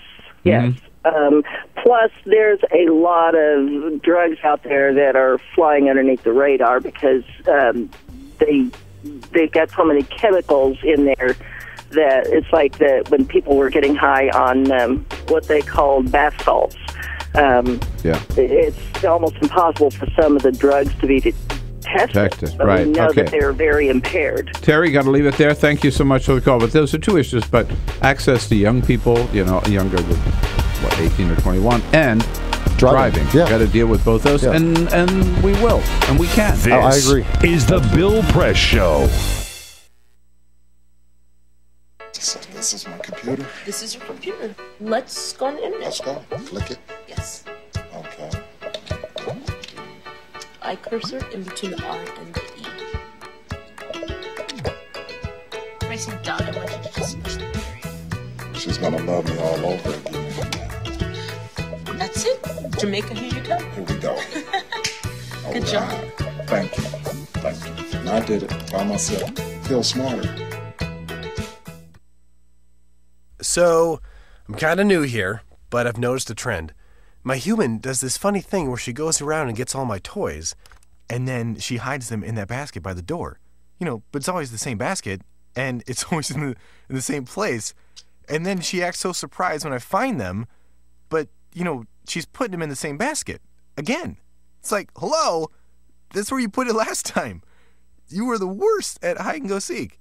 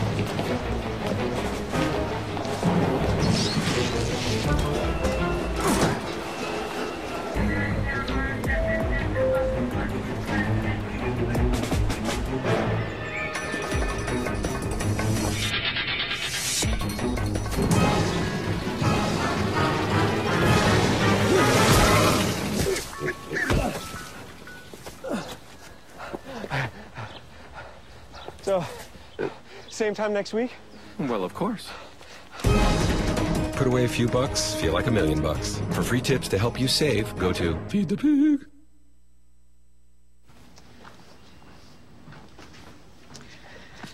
All right.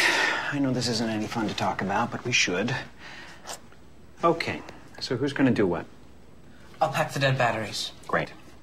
I'll only put what I don't need into a duffel bag. Perfect. That's totally unhelpful. No problem. Meanwhile, I will try to comfort everyone by speaking in a calm voice. And I'll try to get the generator going without any gas. Oh, let's not forget the cell phones, which probably won't work. Right. And who is going to handle supplies? I can forget to do a list for us. Thanks, pal. Well, I think we couldn't be any less prepared. I'm proud of you guys. Talk to your kids about who to call, where to meet, what to pack. Visit ready.gov/kids for tips and information. Hey, thanks for stopping by. You know, I followed your character since the first episode. I'm a big fan. Big fan. Thank you. And listen, your storyline, it makes for incredible TV drama. Thing is, your drug use is very adult content. Too adult for the kids. So I'm gonna have to block you. Oh, man. Yeah. Well, have a good one. You're a nice lady.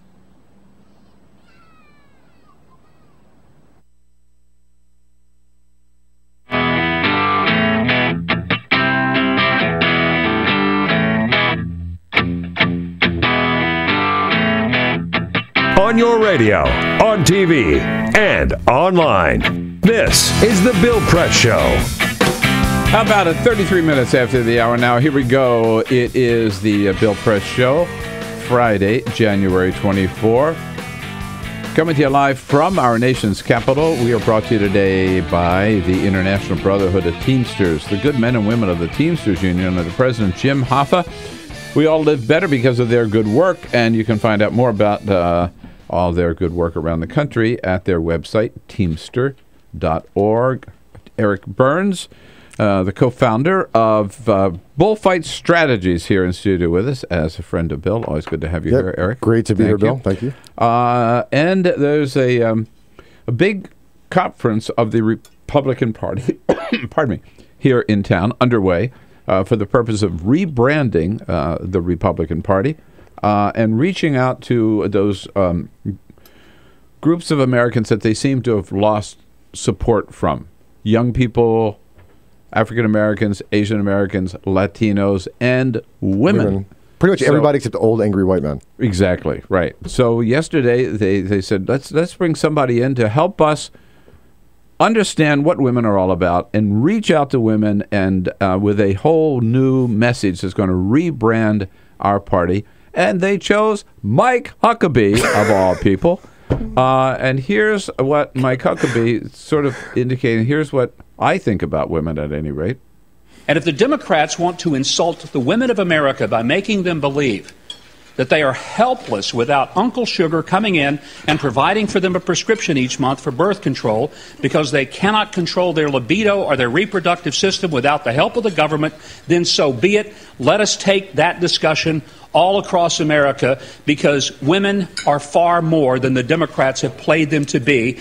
So what Mike Huckabee is saying, that women, the only reason for birth control is because these women can't control sex-crazed women can't control their own libido, and they can't control their own reproductive rights, and that's why they want birth control. From Uncle Sugar. From Uncle Sugar. And who the hell is Uncle Sugar? I think he was supposed to be he was talking about the government sugar daddy. He got confused. So is this the future message of the Republican Party? Katie Glueck is covering this issue for Politico, joining us on our news line this morning.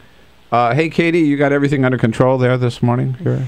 Hi. Well, yes, I was there actually yesterday when Governor Huckabee made those comments. Oh, you were? Yes, I was. Definitely. Fair to say it raised some eyebrows. What was the reaction in the room? Did anybody realize, oh, this may not be the best message? There wasn't necessarily a particularly visible or vocal reaction one way or the other, but, definitely didn't take long for, some of those pretty charged words to get picked up on Twitter and on television, and then throughout the rest of the afternoon, we definitely heard a lot of that, and, people kind of talking about how that might end up playing out. I mean, did people applaud when he said that women can't control their own libido and reproductive systems? And were there women in the audience? Yeah, there were. I mean, he was speaking to a gathering of the Republican National Committee, which brought together national committee members from across the country. And, it's not necessarily that people were kind of getting up and cheering when he made that comment. But definitely it did appear that those were some of the comments that beyond the room ended up having some staying power. Mm-hmm. And Katie, this is Eric. I'm curious. Did Mike Huckabee was brought in to speak about this issue specifically by the RNC folks? Well, he actually gave a much more wide-ranging speech than just these comments. But he was the luncheon keynote address provider, and so he touched on a lot of issues ranging from the economy to Iran to this question of the war on women, and this was something that he got to pretty early in this speech, and of course, he put it forth in certainly a unique way. It seems to me, Eric, I don't know how you would question that if you want to speak to the role of women in this country, you get a Southern Baptist preacher, because we know what their attitude about women is and always has been. As the former Republican, the former GOP operative, who came to the light side and into the goodness and light, I'm not surprised by this, because there's just a fundamental disconnect, with the folks that run the Republican Party, and this happens over and over and over again. So, Katie, what does the chairman have there been any official comments from the leadership of the party? Do they endorse what Mike Huckabee said? Again, I think that these seem to be comments that were more kind of specifically coming from him rather than, necessarily the party as a whole. But we certainly did see officials on the Democratic side picking up the comments, kind of weighing in, and, of course, we've kind of long had these tensions and, questions over whether there's a war on women, and, that's kind of been a sticking point for several elections now. And, it was just very interesting because it did end up seeming like he kind of pushed that issue. Well, he touched on the issue specifically himself, actually, because he kind of pushed back. He said Republicans don't have a war on women. We try and think about. Yeah, but I know. But what did my question is? I know what Democrats have said about it. I know what I've said about it. What did Reince Priebus say about it? What did John Boehner say? What did Mitch McConnell say about it? The leadership of the Republican Party. Right. Right. Well, I don't know that they were necessarily weighing in as visibly on this issue. But I guess more broadly, it was interesting because, of course, as you noted, the RNC has made, an effort to kind of try and broaden that base. And, Huckabee actually at other times in his speech did actually talk about his own vision for trying to do that. But, of course, it was certainly these comments that ended up kind of breaking through all of that. Well, I would say if this is his vision for expanding the base, welcome to the Republican Party of 1950. Yeah, I was just going to say that his whole comment, the thinking is very 1950s thinking. Just taking us back to the good old days. Well, Katie, this is why they pay you the big bucks at Politico, to cover events like this. Maybe we can find out today what the Republican leadership thinks. And I applaud you for keeping your cool when Mike Huckabee was insulting you and all the women of America at the same time. Katie Glueck from Politico, Politico.com. Thanks, Katie. Thanks for joining us. All right. Talk to you again soon. So, can you imagine, again, I was saying earlier, you want to get the message out there to women, and they got a problem with women voters because of their policies. Yes. Their policies are anti-women. Yes. There's no doubt about it. And so you want to change that policy. You want to get a top Republican to speak.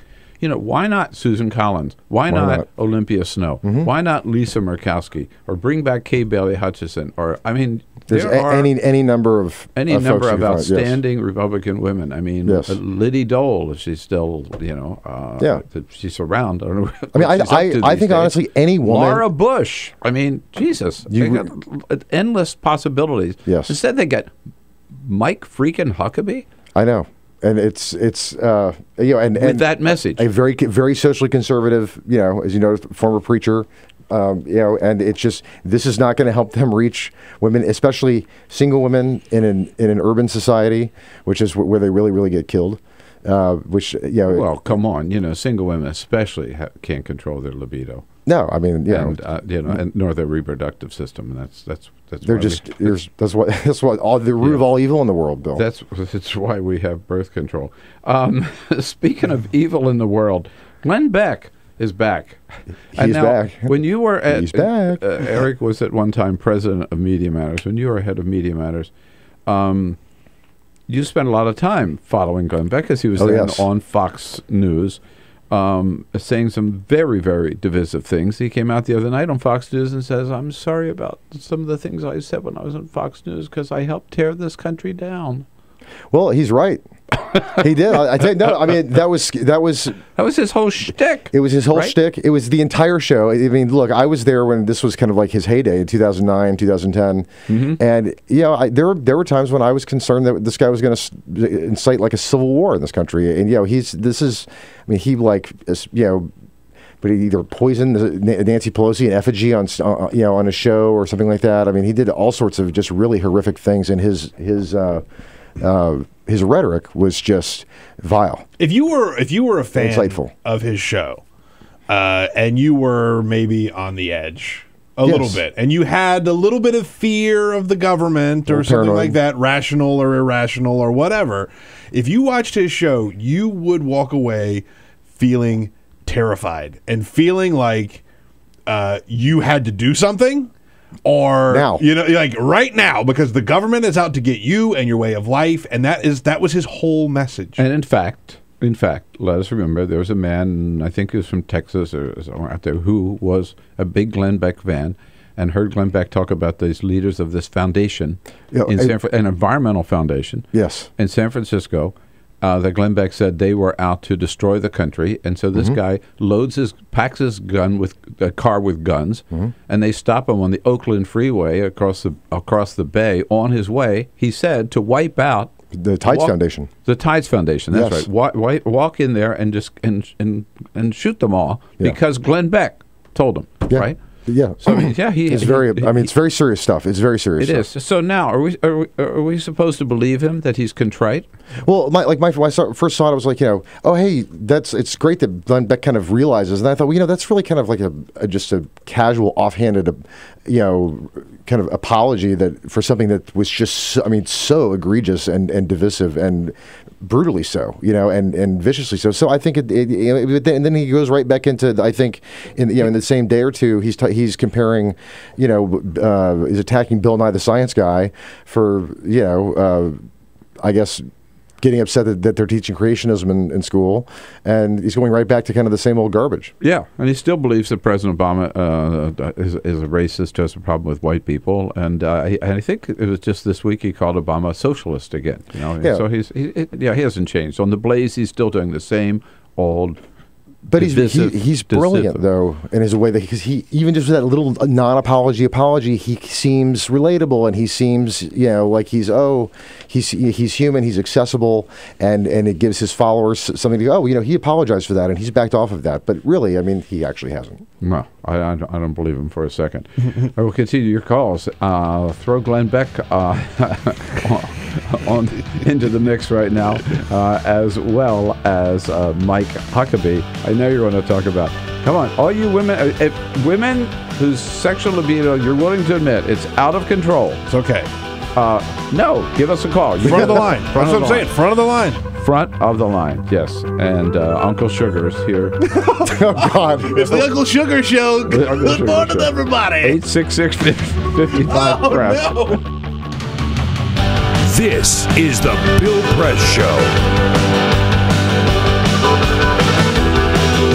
This is my computer. This is your computer. Let's go on the internet. Let's go. Click it. Yes. Okay. I cursor in between the R and the E. Racing done. I want you to just push the period. She's gonna love me all over again. That's it. Jamaica, here you go. Here we go. Good job. Thank you. Thank you. And I did it by myself. Feel smarter. So, I'm kind of new here, but I've noticed a trend. My human does this funny thing where she goes around and gets all my toys, and then she hides them in that basket by the door. You know, but it's always the same basket, and it's always in the same place. And then she acts so surprised when I find them, but, you know, she's putting them in the same basket. Again. It's like, hello? That's where you put it last time. You were the worst at hide and go seek.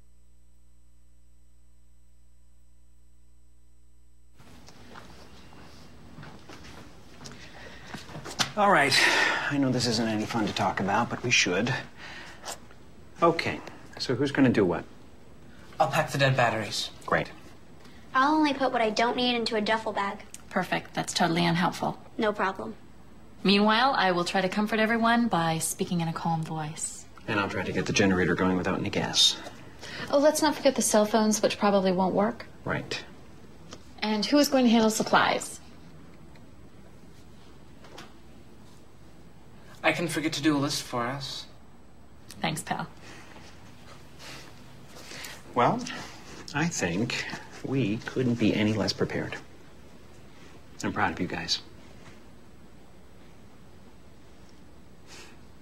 Talk to your kids about who to call, where to meet, what to pack. Visit ready.gov/kids for tips and information. Hey, thanks for stopping by. You know, I followed your character since the first episode. I'm a big fan. Big fan. Thank you. And listen, your storyline, it makes for incredible TV drama. Thing is, your drug use is very adult content. Too adult for the kids. So I'm gonna have to block you. Oh, man. Yeah. Well, have a good one. You're a nice lady.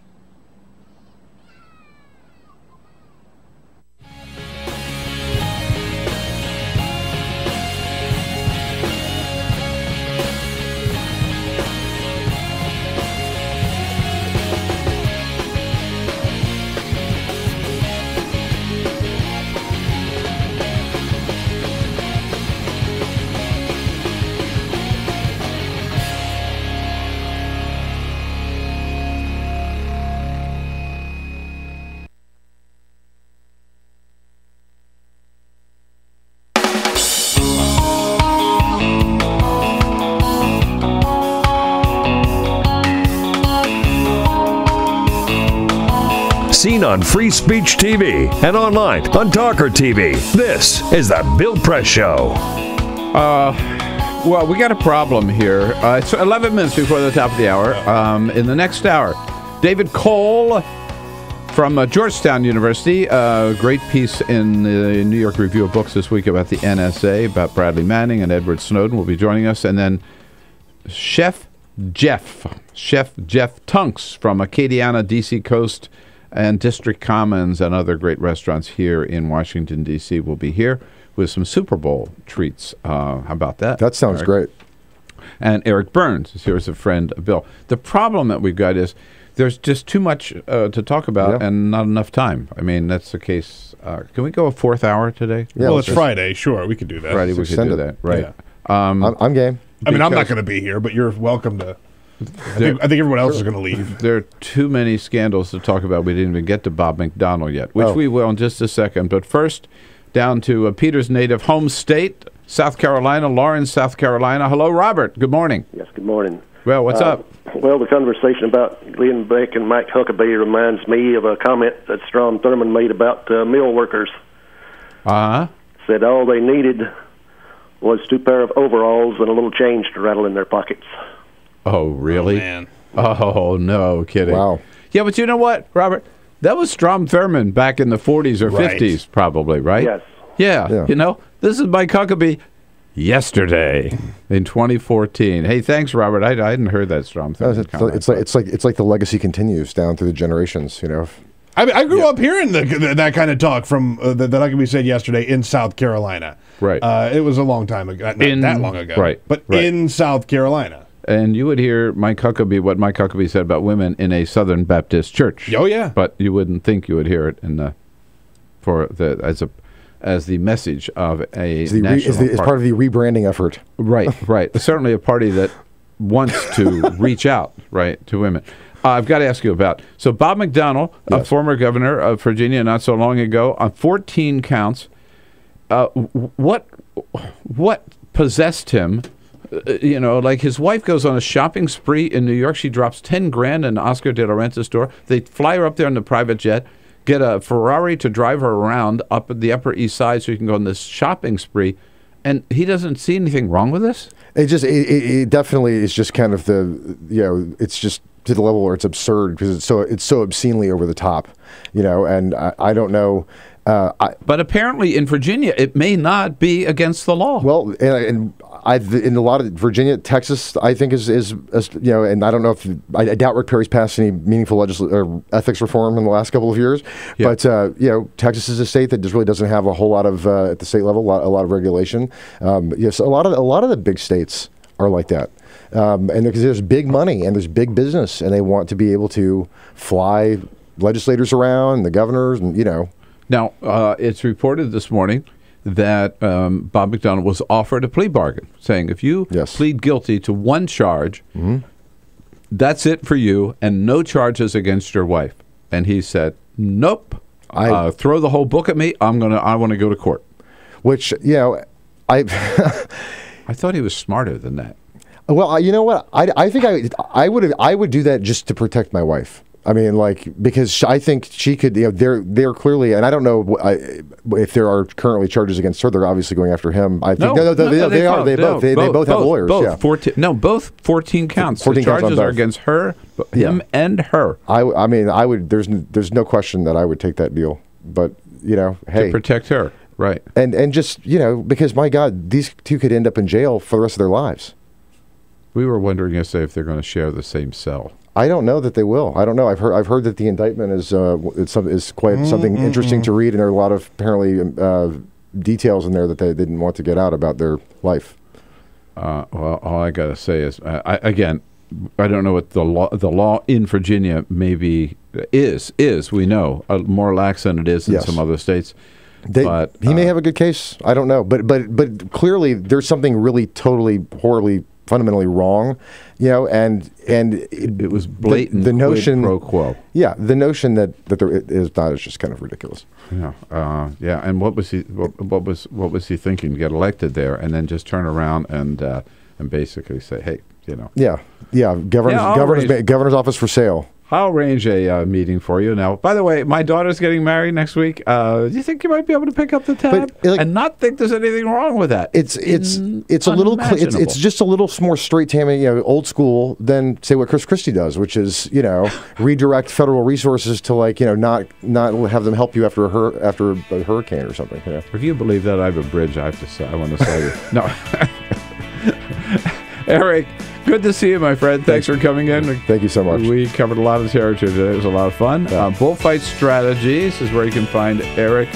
Bullfightstrategies.com. Yes. We'll be back and tell you what the president's up to today. This is the Bill Press Show.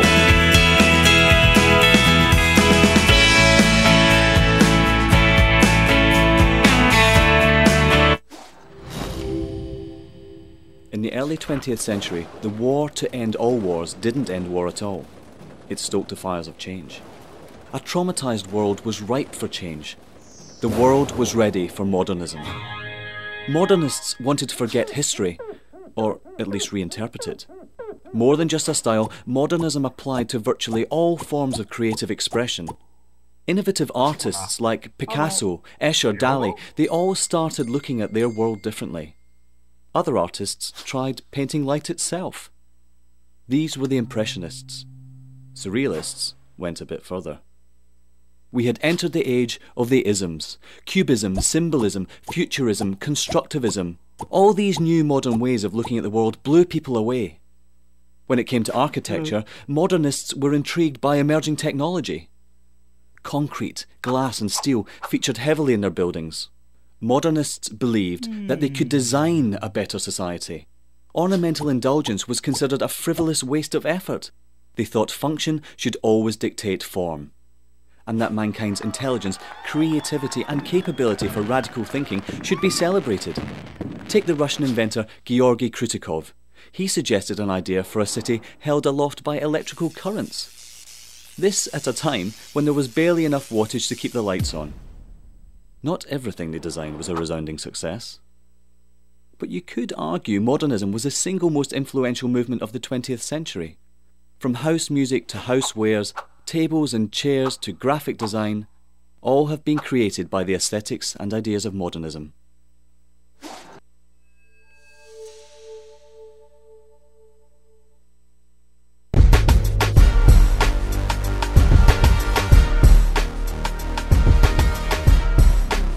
Hey, what do you say? 2 great hours so far, but hour number 3 is really going to be very exciting today.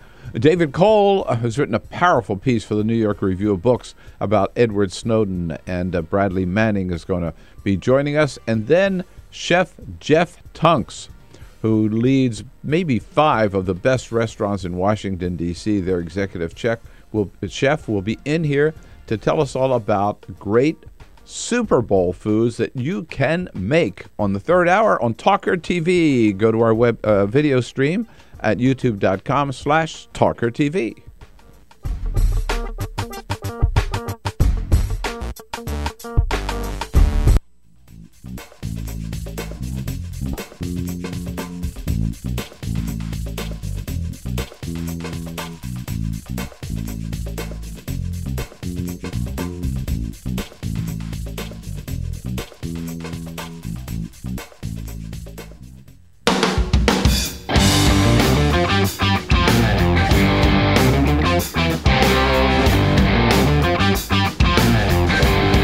This is the Bill Press Show. Okay, here we go. Right, nearing the top of the hour. President Obama has set just about the whole day aside to prepare for the State of the Union address scheduled for next Tuesday. He and the Vice President get the daily briefing this morning at 10 o'clock, and then there are no public events on his schedule and no announced private events either.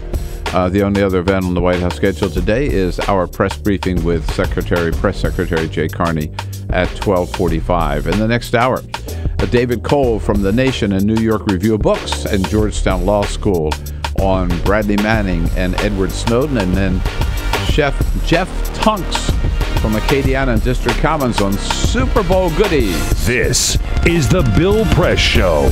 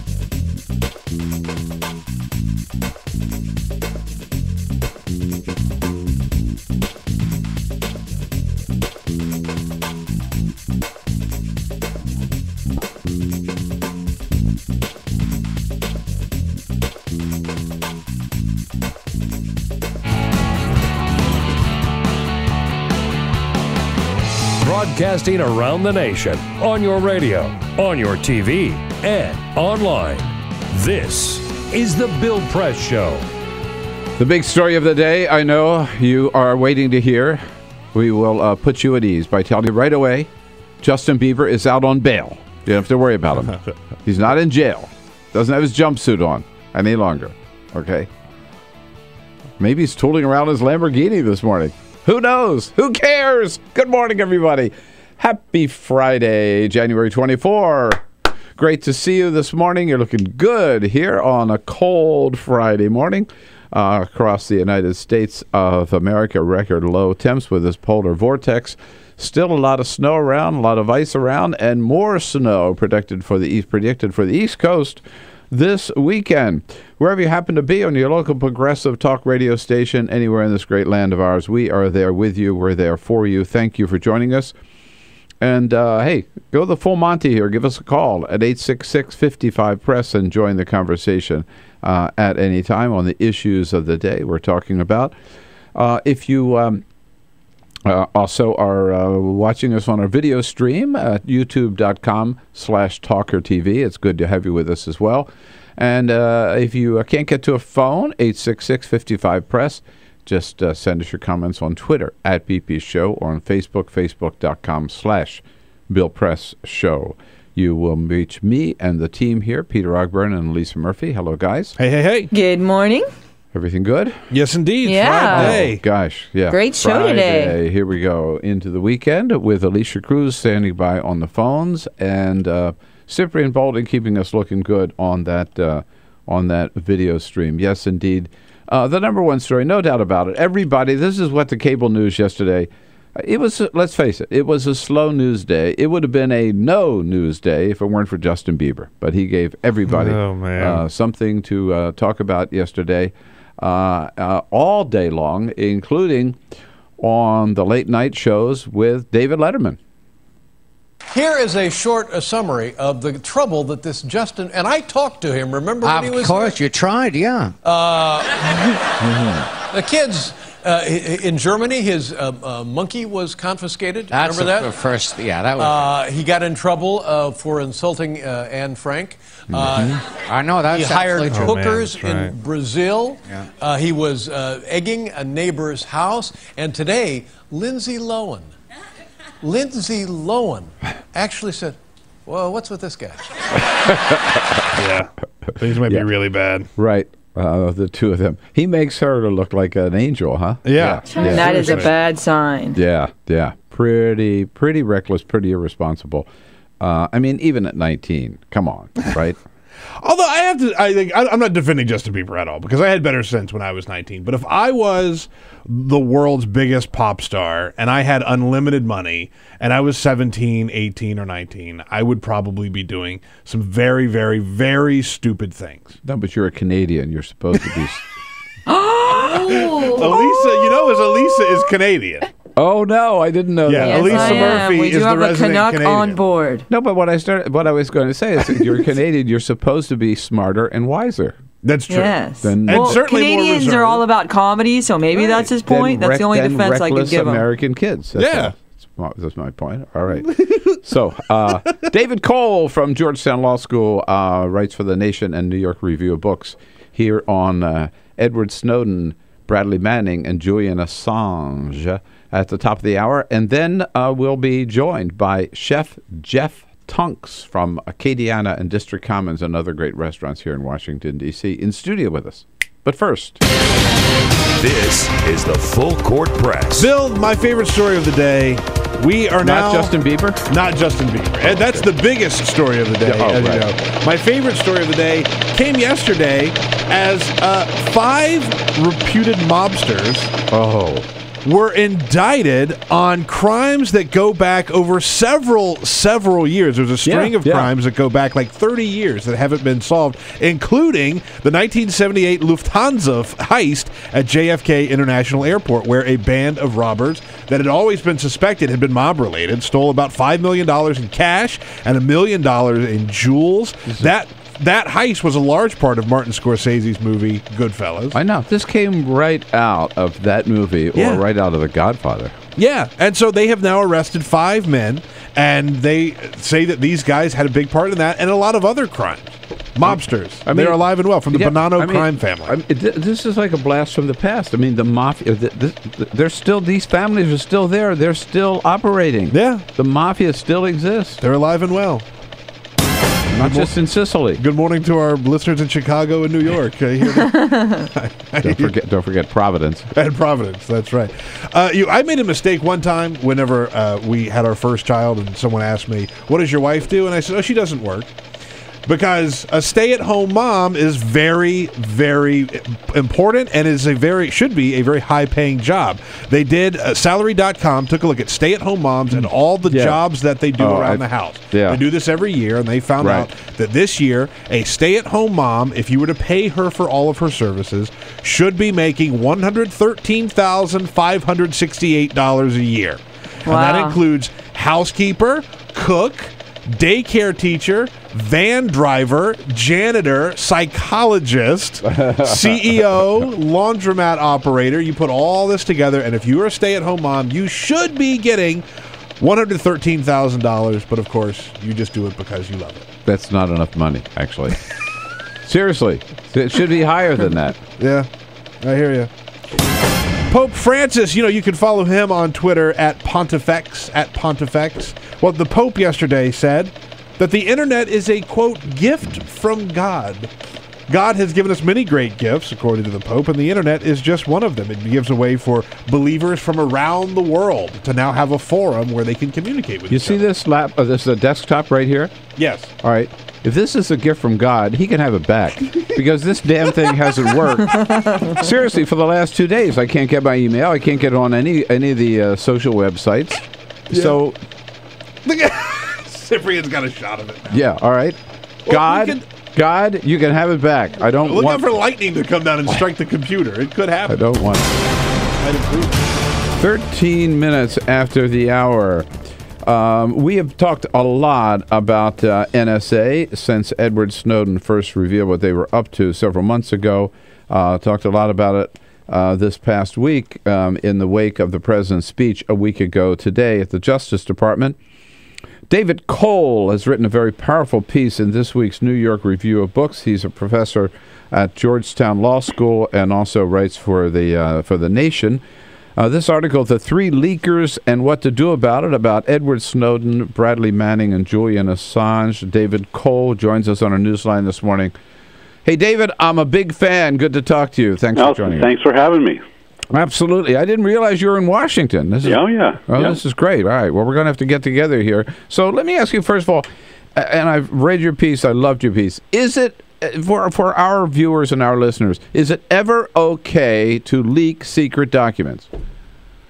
Well, yeah, absolutely. I mean, there's a prohibition on the leaking of classified material. Right.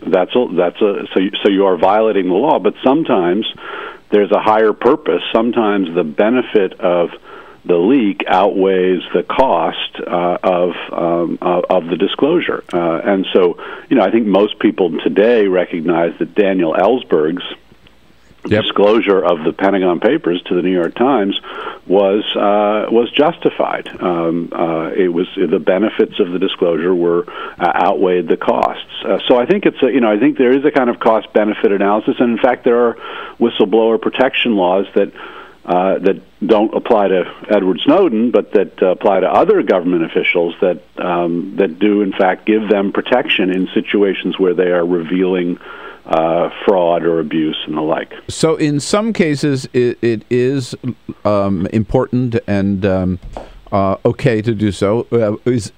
How does that rule for Edward Snowden, and how about Bradley Manning? Did they do the right thing? Well, I think you have to look both at, as a legal matter, Edward Snowden and Bradley Manning don't have a defense because the whistleblower protection laws don't apply to them. But as a moral matter, I think you have to look at the benefits of the disclosure, you have to look at the cost of the disclosure, and you have to look at how tailored the disclosure it was. So, for Snowden, he has sparked a national and indeed global debate about very worrying practices of the NSA. He has changed, it has led to changes from the executive branch, changes from the courts that are now saying that it may be unconstitutional, and seriously contemplated changes from Congress, which is considering many bills to rein in the NSA. And the major abuse that I think he disclosed was simply the fact that the NSA was gathering that much information about all of us and about citizens around the world without ever having the democratic process rule on whether we wanted them to do that or not. And I think he's done it in a way that's been fairly responsible. It hasn't.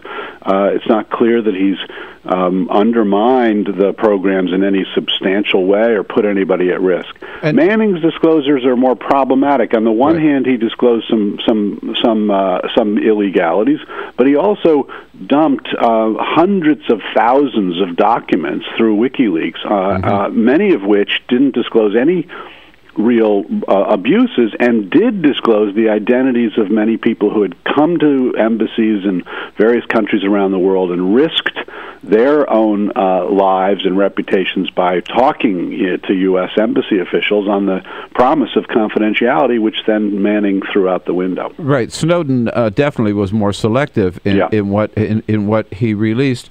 Do you believe, and at the White House we keep hearing this from Jay Carney, that if Edward Snowden had just been content not to release these documents, but to work through the system to bring his complaints through the existing system, he would have gotten anywhere? He would have gotten nowhere. Absolutely. There is a provision for the intelligence community. I mean, he wasn't. I don't know that he was technically part of the intelligence community, but assuming he was, there is a provision of the law that says you can, if you see a problem with classified evidence, you can present that to the head of the CIA and the Attorney General, and if they decide that it's warranted, you can then present that to the members of the intelligence committees of Congress, the House and Senate intelligence committees. But that's it. It doesn't allow you to present it to the public. And the Attorney General and the head of the CIA and the intelligence committees knew about what the NSA was doing. The problem was the American people didn't. Right. In fact, and a lot of members of Congress didn't either. Exactly. As we have heard. So now, Eric Holder gave a speech about this yesterday. Again, he said that Edward Snowden has harmed this country, although they haven't shown how.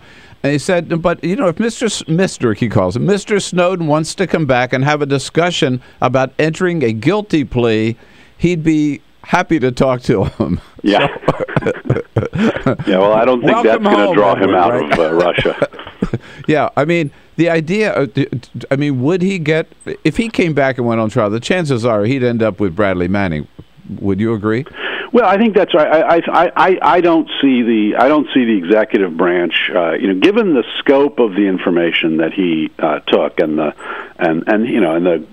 highly classified nature of it. I don't see the executive branch backing down and giving him clemency. I don't think any president would be like that. I think it's possible that a jury would acquit, because I do think that and in some sense, that's the place to do it. But that's a big risk for somebody like him to put yourself in the hands of 12 jurors, and maybe they'll acquit, or maybe they'll send you to prison for the rest of your life. So I think it's probably in his interest to get some kind of asylum somewhere, so that he doesn't have to face these charges. Have we seen either any harm? Well, let me start there. Have we seen any harm done that tangible that they can point to by the release of Edward Snowden's documents? Well, I think unlike with Manning, you had names of people who we then had who we then had to work to try to protect and make sure that they didn't get repercussions.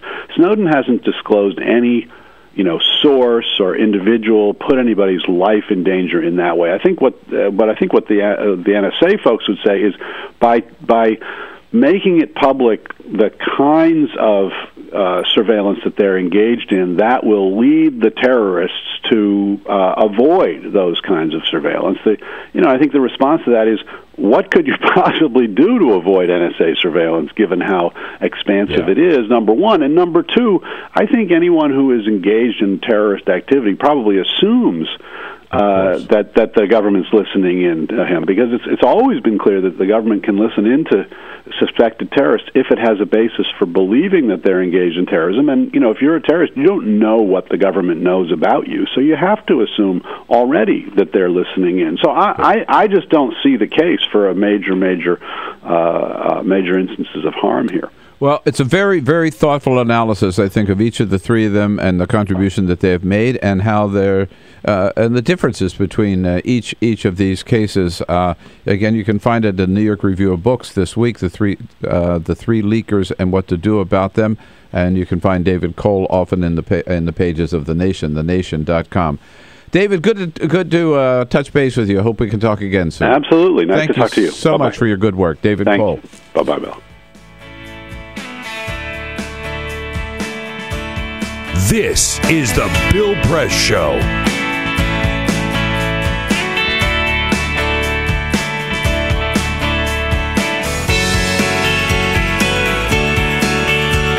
My wife is amazing.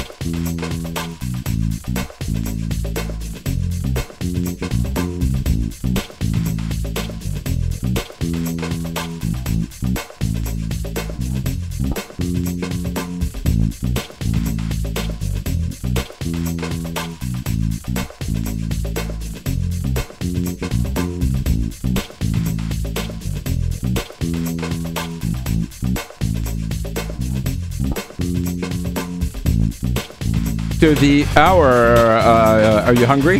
Boy, I am. I'm getting hungry just knowing what's coming up in the next half hour. Some of the best restaurants in Los Angeles, well, Washington, D.C., and I can tell you because I eat out often and love to go to District Commons, love Acadiana, D.C. Coast, Seba, I don't know, they're among the best, and Chef Jeff Tunks is the executive chef for all of them, and he's going to be here with us in studio with some special little treats that we might consider for a Super Bowl party coming up in the next half hour. Meanwhile, in Washington, D.C., the political buzz is all about Mike Huckabee and the message that he gave to Republicans yesterday saying, if you want to reach out to women, this is how you might want to do it. Here is, first of all, Mike Huckabee on what Republicans think about women. The Republicans don't have a war on women. They have a war for women, for them to be empowered to be something other than victims of their gender. Yeah, we have a war for women.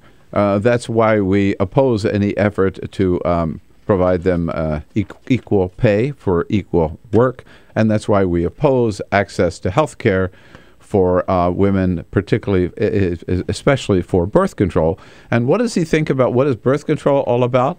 Mike Huckabee, again, it's just women who are sexually crazed and can't control their own bodies. And if the Democrats want to insult the women of America by making them believe that they are helpless without Uncle Sugar coming in and providing for them a prescription each month for birth control because they cannot control their libido or their reproductive system without the help of the government, then so be it. Let us take that discussion all across America because women are far more than the Democrats have played them to be. That's it. And I invite you, Mike Huckabee, to take that discussion all across America. Let's have that discussion. You go across America and tell the women of America that the only reason you're interested in birth control at all is because your sexual libido is out of control and you can't control your own reproductive system. Tell the women of America that, Mike Huckabee, and you will destroy the Republican Party. Let's go to the Super Bowl This next. is the Bill Press Show.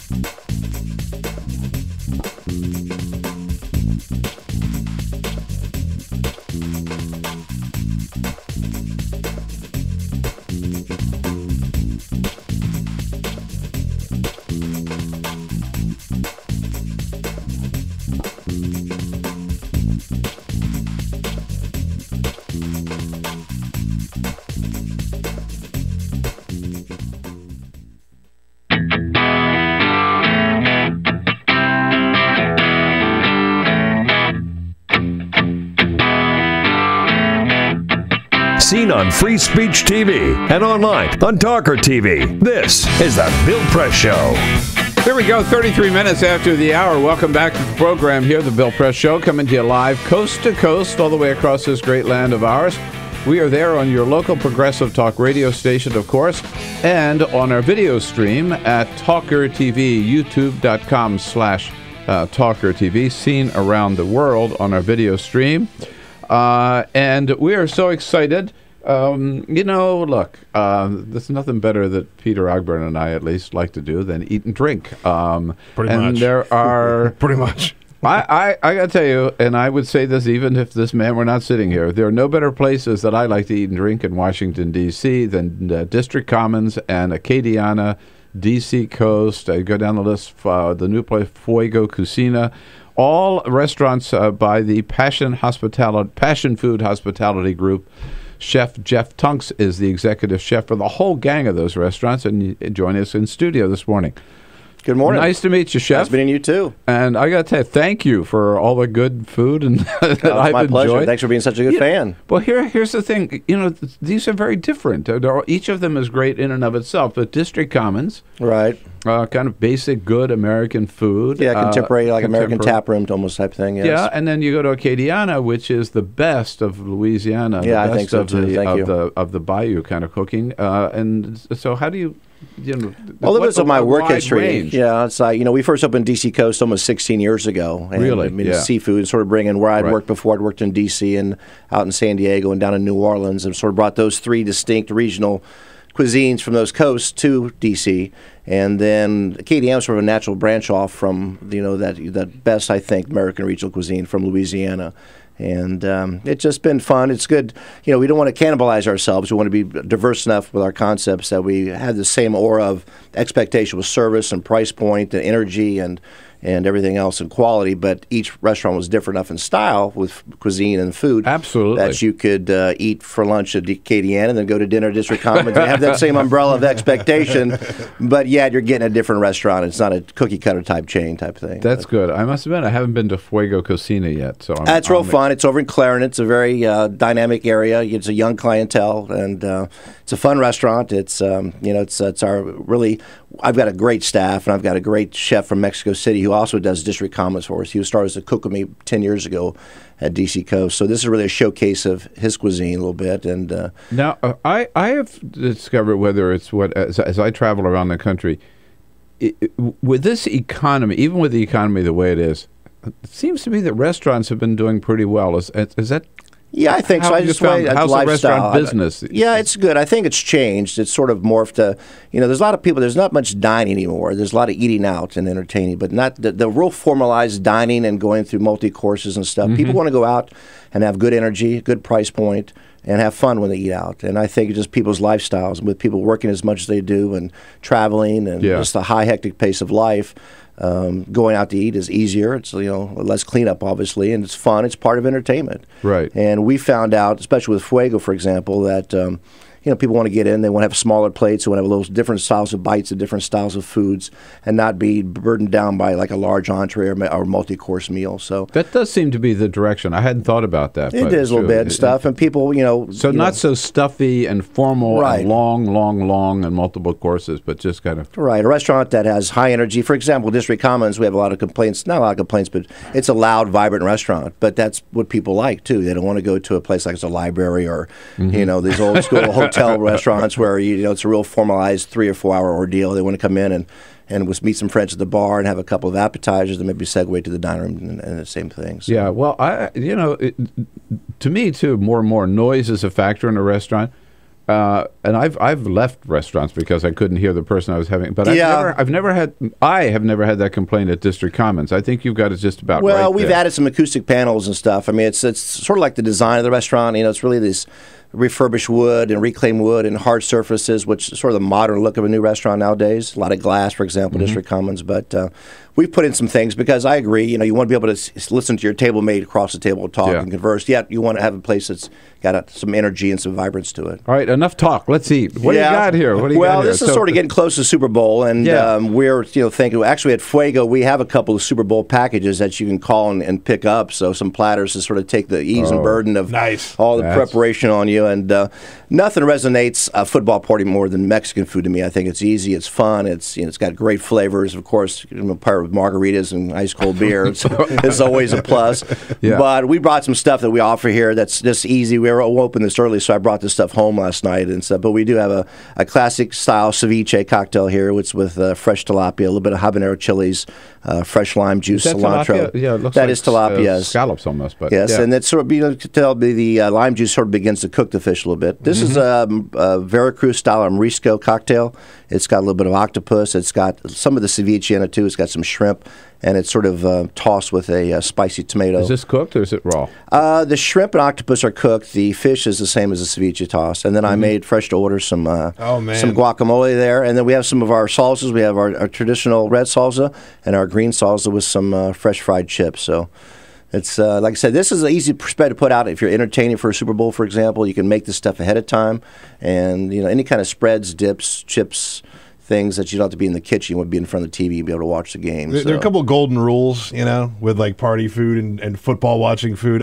Nothing with a knife and fork. That's right. A fork maybe, but like a knife and fork, forget it. Yeah, it's either chips or pita bread or fingers. Yeah, exactly. It's the best. But we're doing a few platters. If we got one. We do like 4 dozen wings that you can come and toss with Cholula hot sauce and stuff that you can pick up for like $50, which is a great value.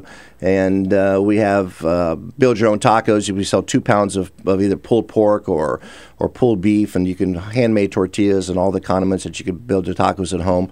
Then we have a big platter. We're going to do quesadillas and ceviches and guacamole and beans and rice and the pulled meat and stuff. So it makes it a little bit easier on Super Bowl. What is the site? Is it Fuego? Fuego, yes. It's 2200. Fuego, Cocina, and Tequileria. Yeah, so it's all one word? Well, it's 3 words, actually. Fuego means fire in Spanish, and then Cocina is the kitchen. Then Tequileria is, we have over 100. To find it online, is it Fuego, Cocina, Tequileria? Yes. Tequileria. Yeah, it's in .com. .com. It's in We'll Clarendon. put a link out there, too. Yeah, let's put the link out. Yeah, it's in Clarendon right there, Fillmore and Clarendon Boulevard. So it's a really awesome place. You can call ahead, and we'll have these platters prepped for you to come pick up. And of course, have some. Can I eat some? Of course, if you want to sit there. I noticed you've been digging in, and I've been, right. We can't serve the tequila to go, unfortunately. So we are open for regular business that day, and we've got 3 or 4 TVs to watch, and of course we've got a great tequila and mezcal selection there and stuff. So one of the largest in the city. So. I have a nice frosty glass of tequila right here.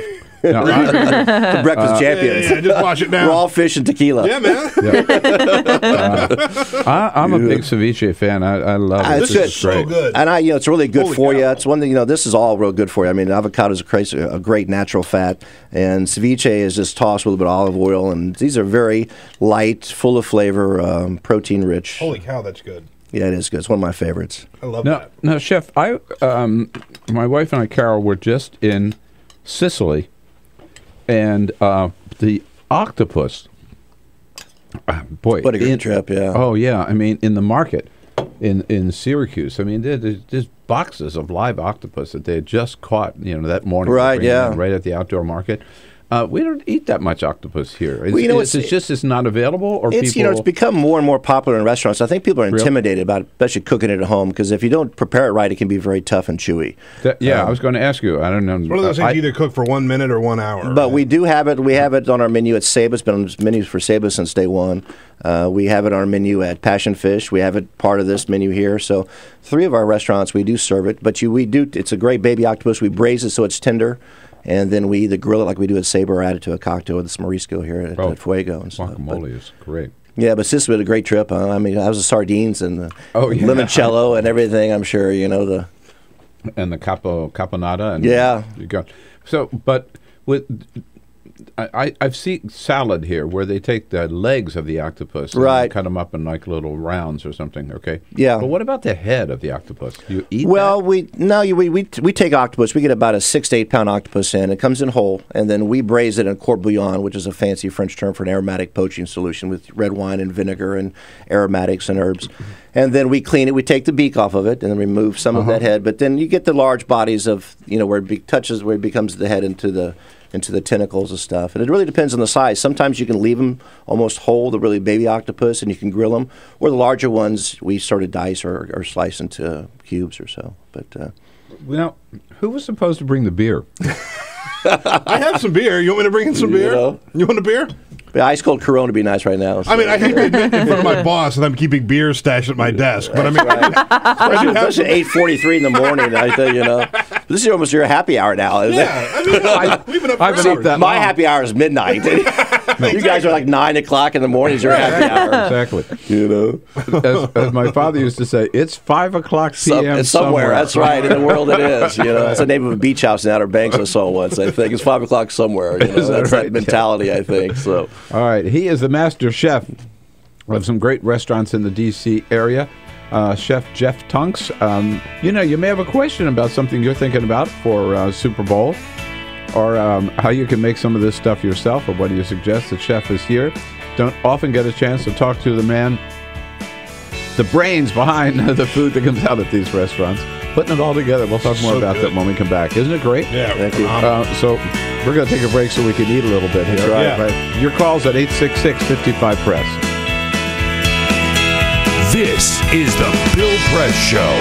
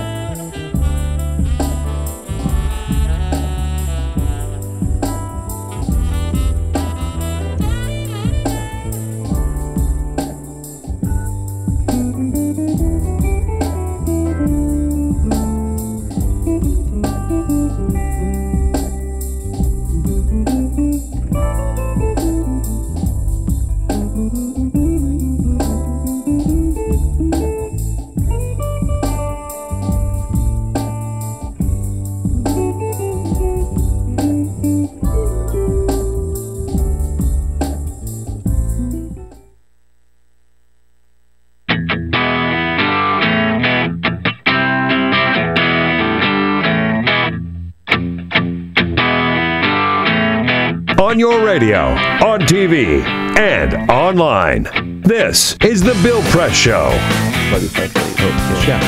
Hey, I'm sorry we're busy eating and talking here. It's the Super Bowl party already started here on the Bill Press Show this Friday morning, January 24, with Chef Jeff Tunks from the Passion Hospitality Food Group, Passion Food Hospitality Group, I'm sorry, in Washington. You live here in the area, you're coming here, Acadiana, District Commons, Fuego Cocina, DC Coast, can't go wrong. Their website is passionfoodhospitality.com, where we featured all these restaurants. All right, Peter, you've had a chance to eat a little bit during the break here. So good. Now, Peter's the foodie of this group here. I want you to know, Chef. He's the one. I think chef himself. Yeah, no, I love. What is your? I love the spread that you have here, and I think that you nailed it in terms of like what you have to have at a party. Right. By the way, I have to apologize. Go ahead, because I know I'm eating and you can hear it. But the chips. It's okay. I'm by the microphone. We're not hiding the fact that we're eating. Okay. My biggest question is what are some things you might not want to serve at a party? Because I always said my wife who is a fitness instructor and she works out constantly. She said, "Can we do a salad? Can we just serve a salad?" I said, "No." Well, you could serve a salad at a Super Bowl party, but you'll probbly go to hell for it. Probably like one of those 9-layer dips is probably more salad. Yeah, right. Right. But I think anytime that you have a large group of people, you want everything to eat with your fingers, like I said. You don't want to sit down and be committed to a knife and a fork, right, which a salad is, unless you put something in a Belgian endive spear or something. Yeah. But, you want to have food that's done ahead of time, that's got great flavor, great contrast. Of course, you want to have some items for everybody, whether it be vegetarian or meat type difference, a little balance of everything else. But if you so the two teams that are playing are Seattle and Denver. So if you look at those two areas and you wanted to maybe theme.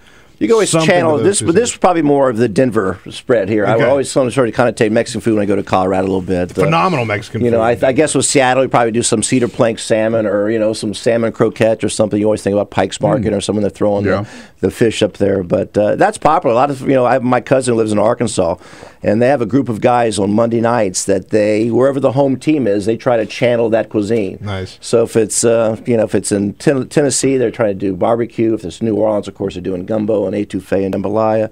If they're doing Atlanta, they might have peaches involved or something. So it's a fun type to do, is sort of cook around the home team a little bit as it rotates through the country. So I want to know, how often do you change your menu? Well, we feel that you have to change your menu. Well, we have. It's sort of this, especially with restaurants like DC Coast, been open 16 years almost. We have a core of expectation of signature dishes. But we also want my chef, who's now Miles Vaden, who's my chef's cuisine there, to come in and put some of his stamp. So we try to change with the seasons, based on, especially like a passion fish. We have such a, with seasonality of seafood, whether it be fresh soft-shell crabs or stone crab in the wintertime or Dungeness crabs and those type of things. We really try to change with that. But we do a good major 3 changes a year or 4. It's the fall and winter is a slighter change because of just availability. Obviously, our big one's spring and then summertime with and fresh I would corn imagine, and things. I never knew for sure, but you keep track of what people are ordering, right? So you know what the hot items are and what they're not. Definitely. Right? So, and if you try something new and it's not selling, you just take it off number the menu? one, especially in Mid-Atlantic, crab cake is the winner. I mean, crab cake on a restaurant in D.C. area is just probably always number one. People who travel here always kind of take this region with great blue crab, and we have a great crab cake and won a couple of awards with them. So that's one thing. But, we want, like I said, it's a balance about, I would say, a third or half menus become core signature dishes. For example, the duck at Acadiana, we can't take that off, or the seafood gumbo. Don't you ever take that off. And there's this expectation. One thing about New Orleans, people, and we went down there, I used to be a chef at the Windsor Court, but we researched, we had a laundry list of like 10 items or iconic dishes you think about. Muffalata, po' boy, gumbo, etouffee. What is our favorite, why, and how can we replicate that favorite into Acadiana and stuff. So there's an expectation. That menu doesn't change as much because you can't take that huge core of expected laundry list things off. But otherwise, DC Coast and stuff, especially the seafood restaurants, we really try to Are people change eating with the as much red meat these days as they used to? our number one sellers in all the restaurants are always seafood, I think. We have the duck is up there for Acadiana, but I think it is. It's really a balance. All of our restaurants, obviously, for example, steaks. Right. We, at Passion Fish, I think we have the best steak in the city. We don't sell a lot of it, so we get a New York Prime in, and it's the only beat offer we have. And we also have it there for our banquet menus and stuff because we have to have that variety for people who come for banquets. But I think people still eat red meat. I don't eat as much as I used to. I limit myself to one night a week, usually like a Sunday night, sort of my splurge a little bit. But we sell seafood as our number one for all the restaurants for our demographics. Calves liver. I'm interested. There's this. We mentioned a little French restaurant next door, which is another favorite of mine. Montmartre, not one of yours, sadly, but a great little place. Well, they have calves liver on the menu. It's the only place I know where you can get calves liver. Yeah, Have we you used tried to. that? We first had it at DC Coast when we first opened, and we had a core of lunch regulars that like it. And I found out it's a little bit of an older generation. My parents love calves liver and gravitate to any menu and stuff. It just doesn't sell for us a lot. That's what I figured. But there's certain restaurants you go for certain things. I mean, you go to, say, a French bistro for skate wings or something. If you put skate wing on a different menu, it's just a different ball of wax a little bit there. But things like sweetbreads, rabbit, those things. I mean, I love them, and it's just things, but you really have to, people are going, say, they don't go to DC Coast for sweetbreads, for example. It just doesn't, that's what they're resonating when they're going What to people don't realize, I mean, you put in long hours. It's a tough job being a top chef, right? It is. It's a young person's sport. I tell you what, it really is. I have no tattoos, so, people ask me, are you going to trick or treat this year? Well, I'd go as a chef, but nobody would believe me, because I have no piercings, no mohawk, and no tattoos. But you know what? You've got great restaurants, great food, and a great spirit, and we thank you so much for coming in this morning. Oh, it's my pleasure. Thanks for having us. And for bringing all the goodies. Oh, that's easy. Go to passionfoodhospitality.com. Thanks, Chef. Yeah, no problem. Thanks for having me. I'll be back with a quick parting shot. This is the Bill Press Show.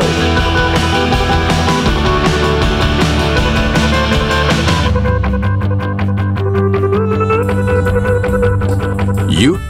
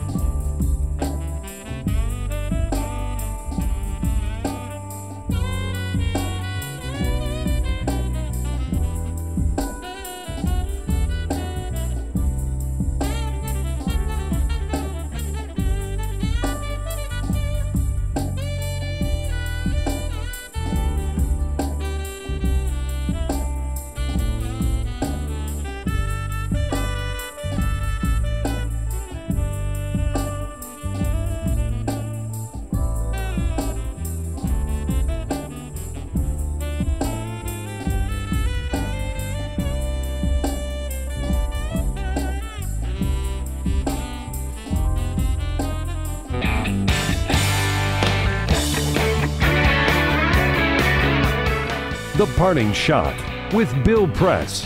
This is the Bill Press Show. So we found out what the Republican Party thinks about women yesterday, thanks to Mike Huckabee, who said, quote, if the Democrats want to insult the women of America by making them believe that they are hopeless without Uncle Sugar coming in and providing them with their prescription each month for birth control because they cannot control their libido or their reproductive system without the help of government, so be it. In other words, Republicans are going to appeal to women by insulting them as a bunch of sex-crazed, compliant sissies whose role is to hang around the house and have as many kids as their husbands want with no access to birth control. So says Mike Huckabee, rebranding the Republican Party as the party of 1950. Oh, my God. All right, have a good weekend, folks. See you back here again on Monday. This is the Bill Press Show.